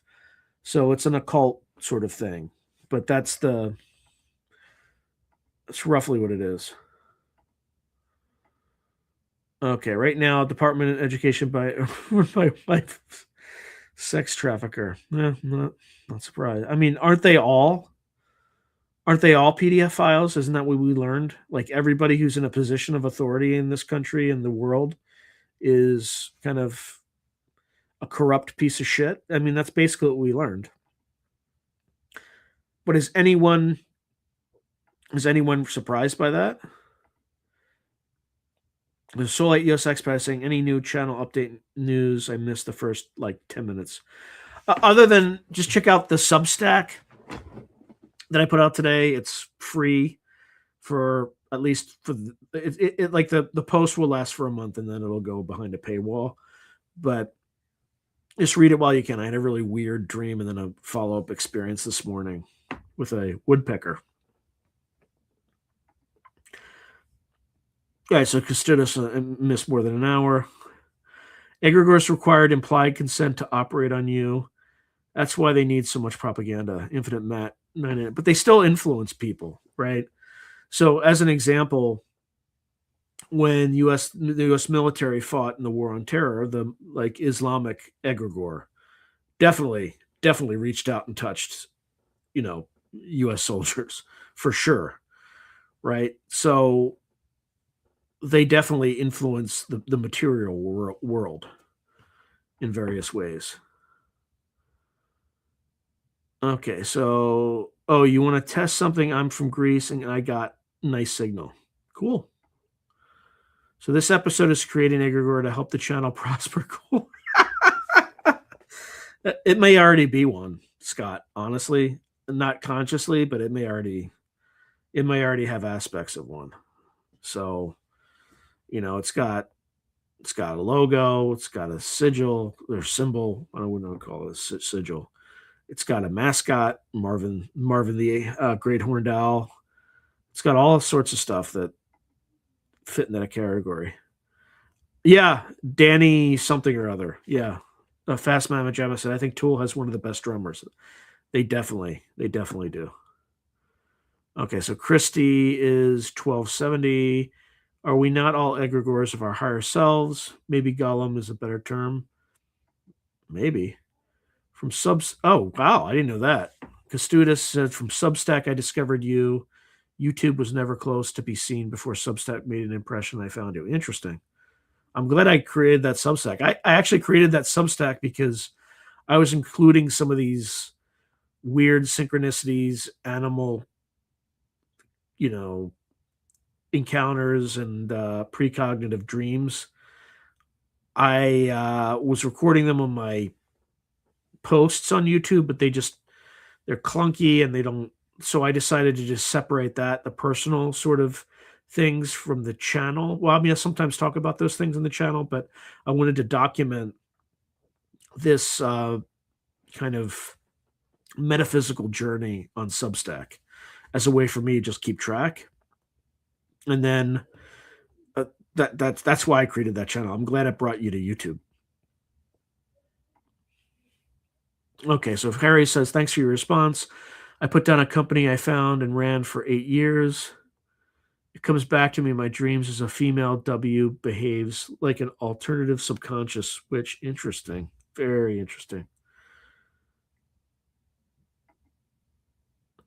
The Friedman family is the midway to pyramid close to DuPont's, Russell's, and others. Interesting. Your easy voice to be heard, Sean. Thank you. I'm Christian Orthodox from Ellis, but I like old G's also. Yes, Mitch Sandman. Yes, yes. It's gonna Mike's video. He's got 2 videos. I think his comes out next week on Wednesday, unless you're a member, in which case you can see it now. Okay, so Harry said, I found it. Okay, and it behaves like an egregore. It appears in my dreams as a female figure and like a parallel subconscious with access to future possibilities. Interesting. Okay, so Spiritual Ascension says, you have an affinity with the avian variety, Mr. Hazlett. Some of my comments are mid morning or morning mind drops. Kerp is adorable like a puppy on steroids. Yes. He's a good dude. He's an absolute fantastic person. Yes, his Mishlove impersonation is going to make Mishlove famous. I was trying to do the Mishlove and I couldn't get even close. No, don't make him yawn, please.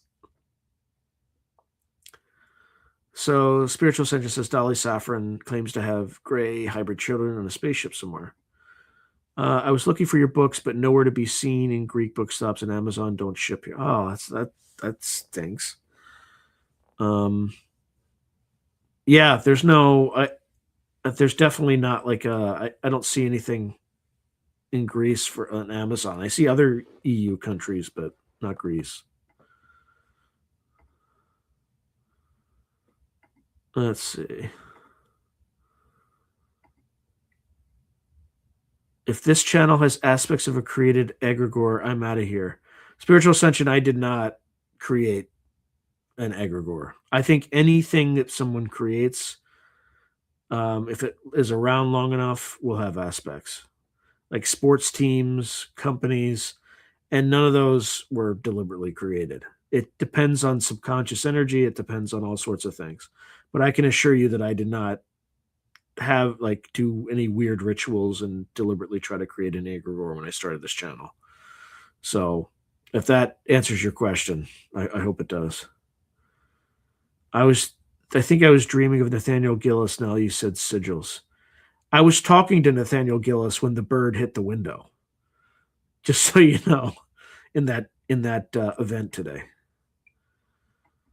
Okay, so Tools drummer filled Bill Bruford's shoes and beat the 80s King Crimson tribute band featuring actual members Bellow and Levin. Nicotine patch is good for lucid dreaming. Let's see.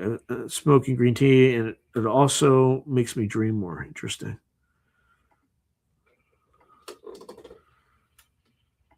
All right, that's all the comment. I've like blitzed through the comments. I got through them all pretty quickly.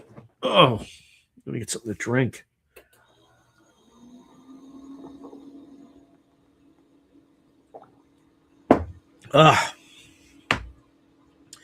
It's good to finish that thing early because it's like I can relax a little bit. My lord.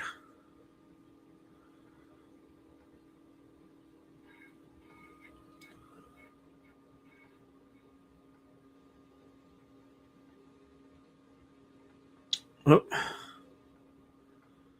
GABA is good for deep sleep. I've heard that too. Although I'm not a doctor, I'm not giving medical advice, YouTube, so don't fucking fuck with me. Oh, that's not good. My camera just, oh, it turned on AI tracking. No, thank you. Last time he turned on AI tracking, he was doing some weird stuff. Anyway. What are we doing? I'm trying to see what else is going on. Because I haven't done any channel news. Somebody had just asked. So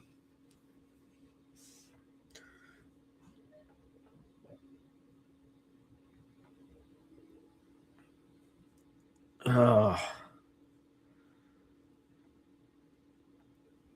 guess we're doing mildly okay tonight.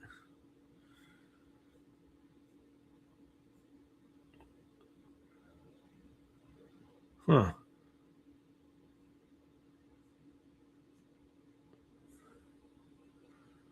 See how we're doing on likes.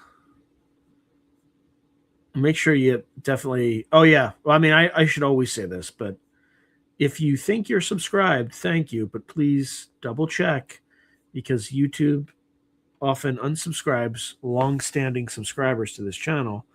I don't know why, but it does. Okay, the AI has becomes obsessed with you because you use it so much. Yeah, it's because it. Yeah, I think I fixed it. I think I'm good now. Okay. Would it be a good idea to have Stephen Schwartz or Stephen Schwartz and Lynn Buchanan on together about their data and how they overlap each other for the future? I would still like to know when Stephen or Stephen Schwartz will release his book on 2060. Yeah, the problem with Stephen Schwartz is he's so partisan, and it's just like I was polite the first time, but I don't think I could be polite again. It's just some of the stuff he was saying was just absurd and just not grounded in data. Like, so I can't. So definitely Lynn Buchanan. He will definitely be on again. But I don't know about Stephen Schwartz. Okay. Oops. Yeah, like the blue states. Like, yeah, people like I live in California and people are fleeing. We just lost $1 trillion in the tax base because these morons out here are putting a 5% wealth tax on the like one time only for billionaires in November. So what happened? Like $1 trillion of net worth left, or of the tax base left the state before the thing even passed. So, I mean, I've been thinking about moving too, just because. Yeah, because a student said I would love an extensive talk with Mr. Stavish.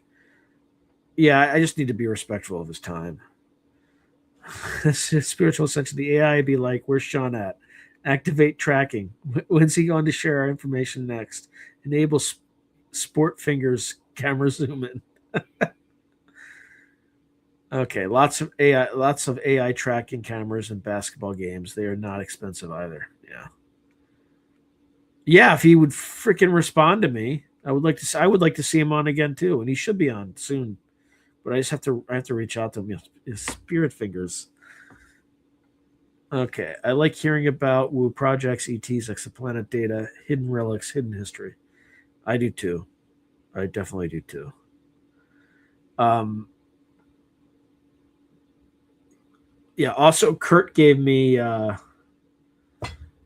Trussell's phone number.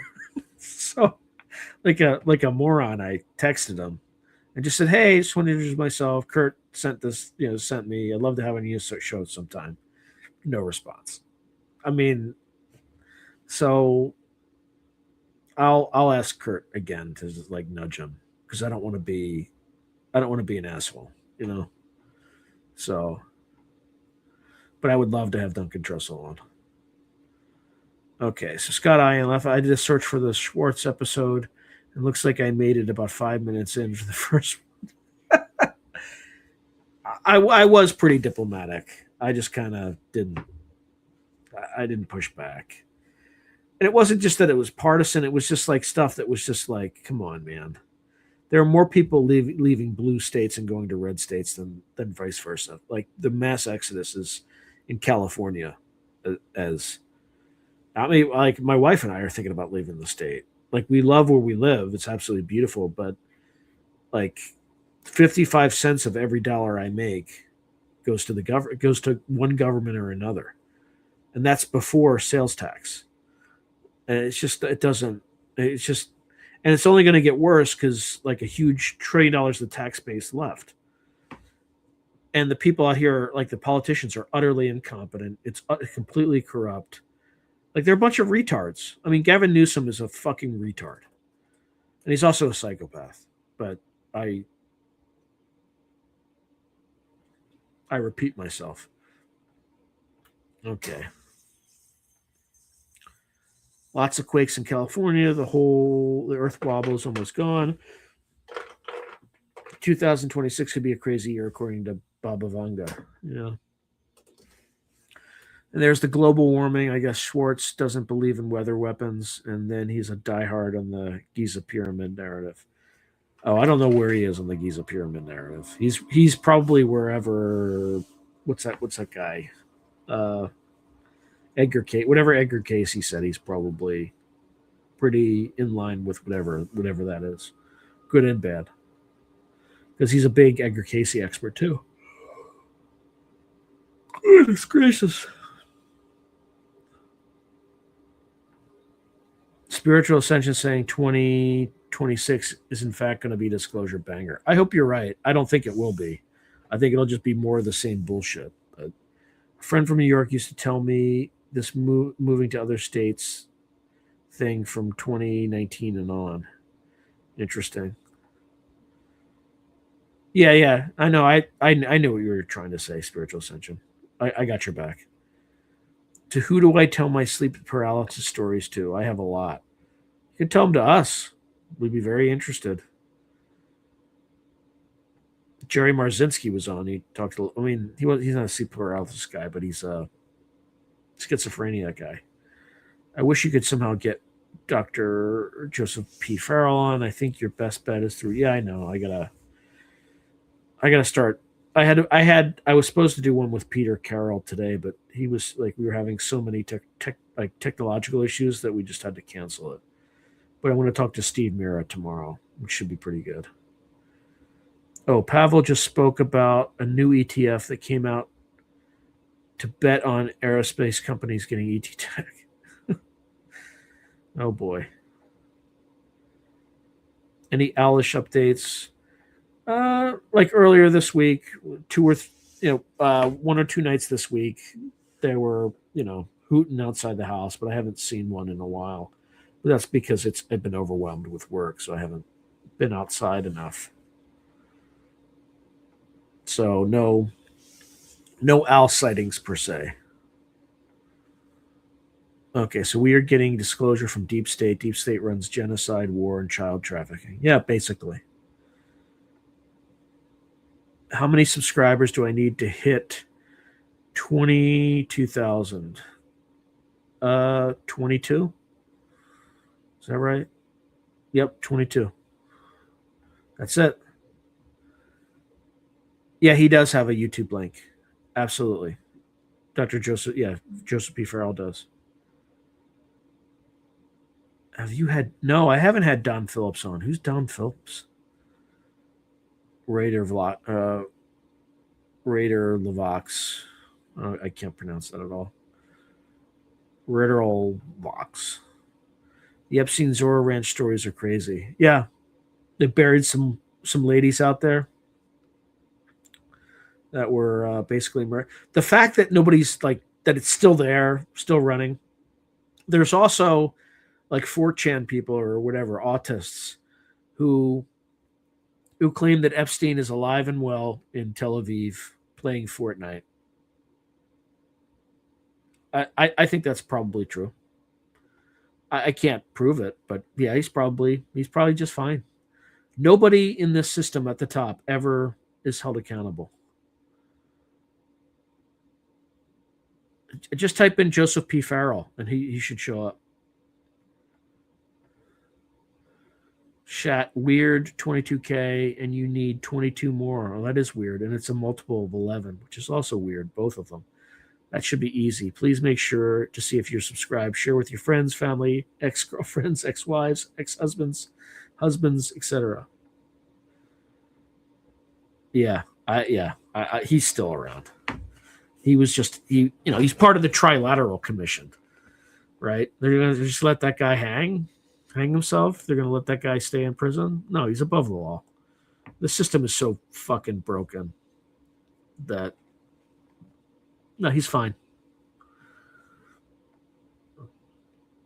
I saw at US Expat said, I believe that Epstein is still alive. The photos of him on that gurney wasn't him. Yeah. Also, the creator of Bitcoin might come out. We'll see. It was, Satoshi was the creator. Nothing specific pops up a lot of his interviews. He does have like a. Let me see if I can find really quickly. So I know I've seen his channel before. All right, now I need 21 new subscribers.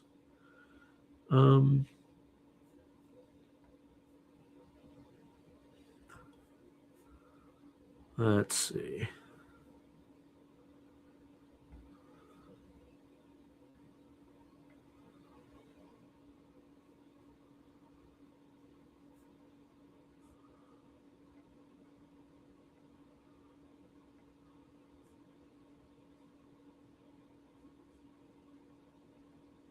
Sorry, just looking at some of this stuff.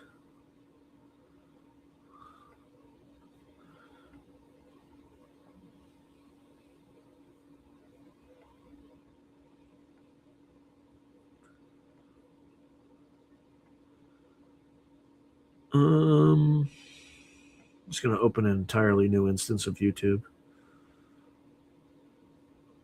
All right, so Joseph P. Farrell.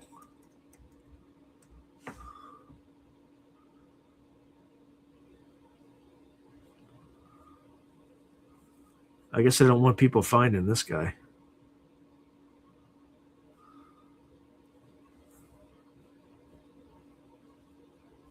Huh.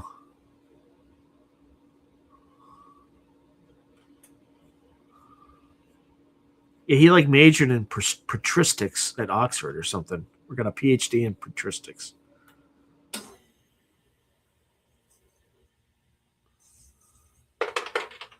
Where is this guy? Yeah, I can't find his page either. He definitely had a page.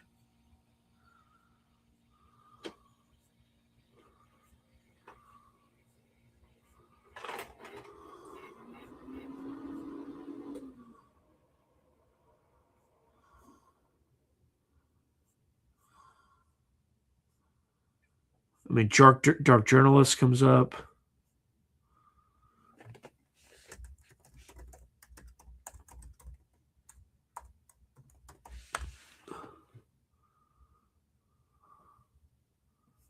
Huh.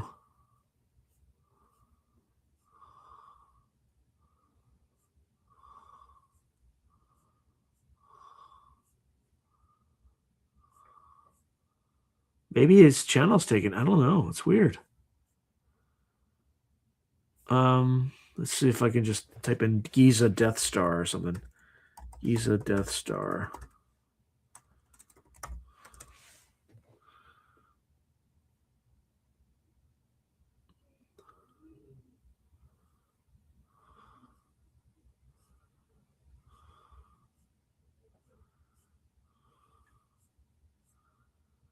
There's like a Giza Death Star community, but yeah, that's weird.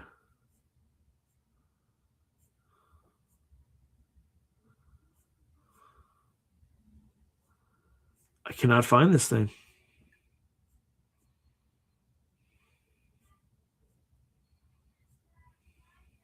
All right, let's see all the.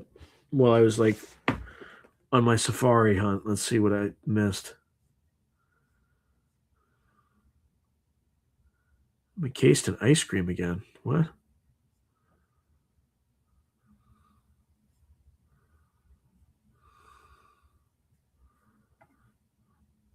Oh, Prince Andrew. What a stellar citizen. Oh my, I didn't see that. What do you think about the Gilgamesh stuff in the Epstein file and about Hillary Clinton wanting his burial site? Oh my God. I think it's weird. Dude, his tattoo post-mortem pics. Yep. Oh, Lex Sazaman was Satoshi Nakamoto. What? Prince Andrew's wife had a kid with Epstein? What? I was encased in ice cream. Let me check. I don't. The camera seems okay.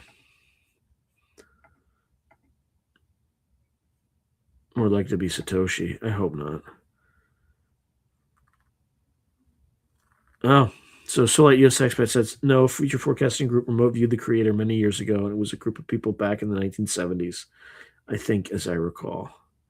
Don Phillips is a paranormal investigator who got a spirit to help him, I believe, steer my. Oh, okay. Not alive, so okay. Okay, so his forum on his website is very active. I go there a few times a week. Oh, they've shadow banned his channel if he has one. Yeah, for sure.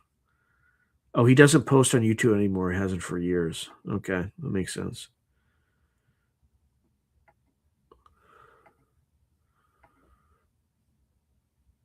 No worries. Oh, there it is. Yeah. Thank you, Solite US Expat. Very helpful. Hey, Woo Riders DG, good to see you. I'm not frozen now. I should be okay.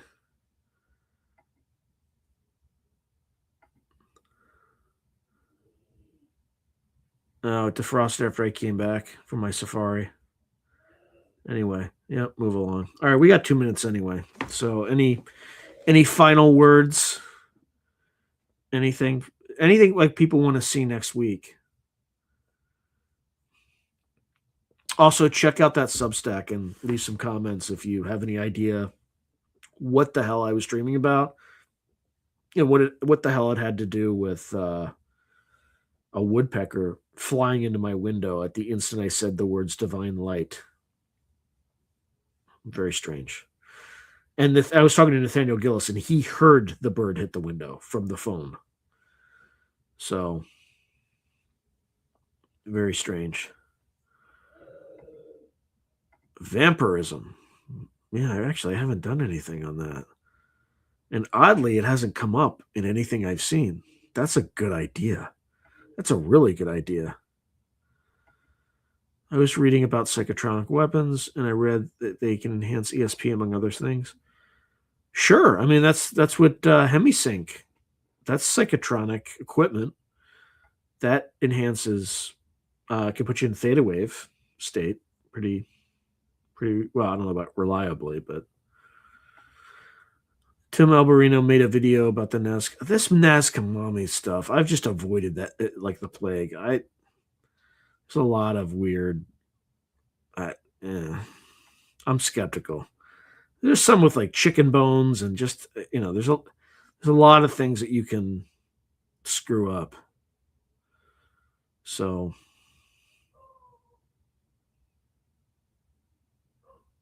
I need a good rant I need to do a good rant at some point. But probably not tonight. Not tonight. I'm mostly done my taxes. So there's that. I'm just waiting on one more damn form to come in, and then I'll pretty much be close to finished. Oh yeah, well yeah, Jaime Masan, yeah, that guy sketch. I could give you some cool stuff to study. Definitely read the book. Akaro, what's that about? What's the? I'm reading so many books right now. I just don't do them all in order, and I like jump around. But aside from that, I just need a vacation. I'm so tired. So tired. But let's see how many more subscribers I need to get to 22 to get to 22,000. Oh, I lost one. Son of a bitch. So I still need 22. Oh, it's just like the Sisyphean existence. Oh, okay. Akaro is about vampirism. I'd like to know more about the kids that went to that gateway program. That program with these kids that have special powers. You need to ask Kerp. Kerp was in the gateway program. I think it was for like public schools. So when people talk about this, I have no idea what they're talking about because I went to like Catholic schools for the first 12 years of my schooling. So I had absolutely no experience with gate or anything like that. So that could be something. That could. Julia Mossbridge talked about it. She was in Gate too, or a Gate-like program. She was on that Mia Bialik show, like the Blossom Lady. She was on that podcast. Ever heard of Boys State? Yeah, I've well, I don't know this. I don't know if I should admit. What do you mean by Boys State? I'm about to make an admission, but I'm not sure where this is going. I've definitely heard of Boys State, but I'm not sure if it's the Boys State you're thinking. Say more. The weird thing is that John McDowell said they are real. He's a renowned forensics guy. Yep, Kerp was definitely in Gate. Or at least he says he was. I can't prove that he was, but yeah. By the way, I started watching Horace and Pete, which is like this something put out by Louis C.K., which that whole thing was like a believe all women bullshit job. He basically he did what he did what he said they did, where he's you know pleasuring himself in some woman, but he did ask her, and she did say yes. So the fact that they destroyed his career over that is fucked up. It's so fucked up. So anyway, Nanny something. Danny Jones had a Harvard psychologist talking about the kids that create 20-digit prime number. Interesting. Yeah, I don't know if it was fun.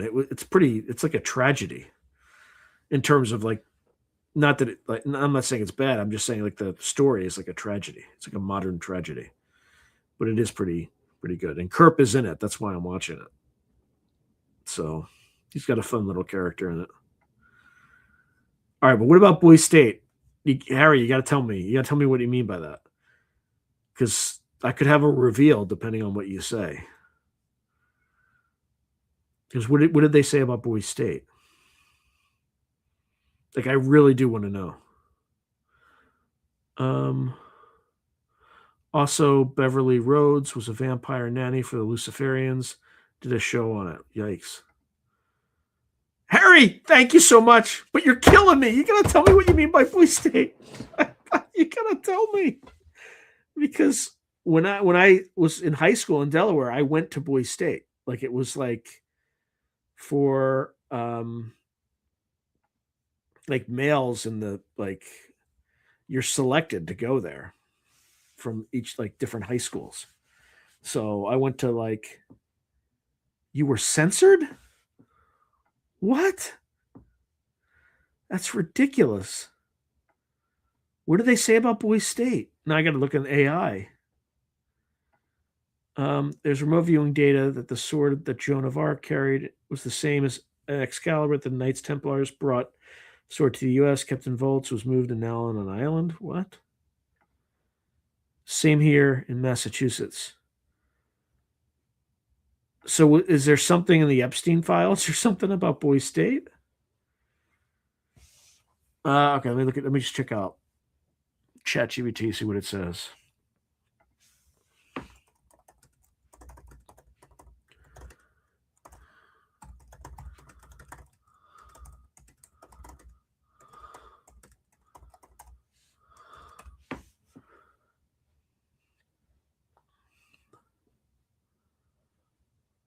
Oh boy.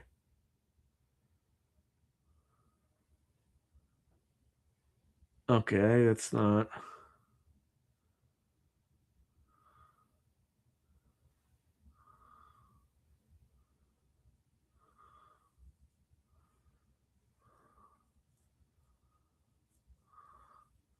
Oh, maybe it's a link to the American Legion.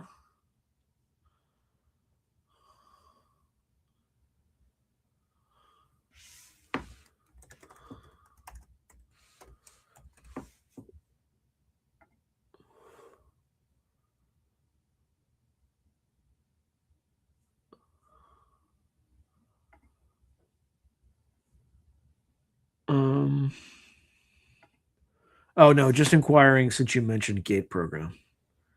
Yeah, But there's like governor's school, and then there's boys state.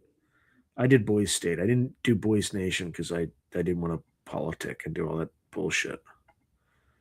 What happens is when schools do tests for the most intelligent people within that school, they then get referred to the elite and they get entered into the programs, put into rituals, etc. Maybe, I don't know. There's a film on it too, 2020. Something selects students creating governments. Is that a gifted program? Gifted programs are sus. It's every high school would nominate, I guess, high potential leaders, maybe, and then they would send them to like Boys State, and then Boys State would pick one or two people and send them to Boys Nation. So, like, Bill Clinton went to Boys Nation when he was in high school. And there's something called Governor's School as well. And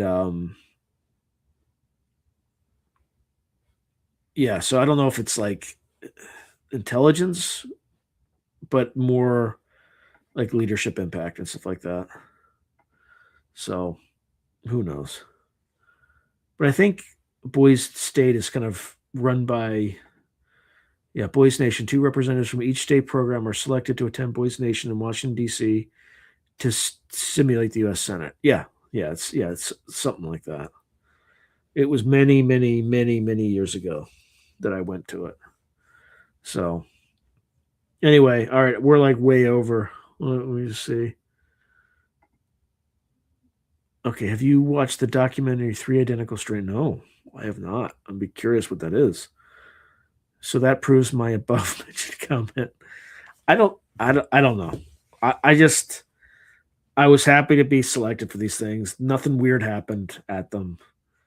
Um, so, but I have like I crossed paths with some like in crazy ways with people that eventually, well, I can go through that really quickly, but I see you don't have Discord. No, I have a Discord channel. I should.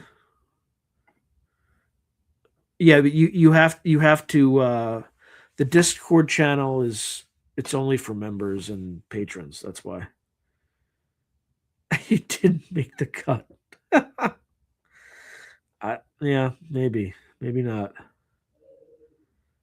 Please read the Three Body Problem. I have not read it, but I've seen the like. There's a show that had on Netflix. It's interesting. So, all right, I really better get going. It's 9:09 my time. Oops. You see the photo leak of Epstein alive in Israel? It could have been AI, but yeah, I saw something like that. Great book, and I'm on page 90. All right. Anyway, thanks, Harry. All right, everyone. Have a fantastic rest of your weekend. Good night. God bless and Godspeed. See you all next weekend.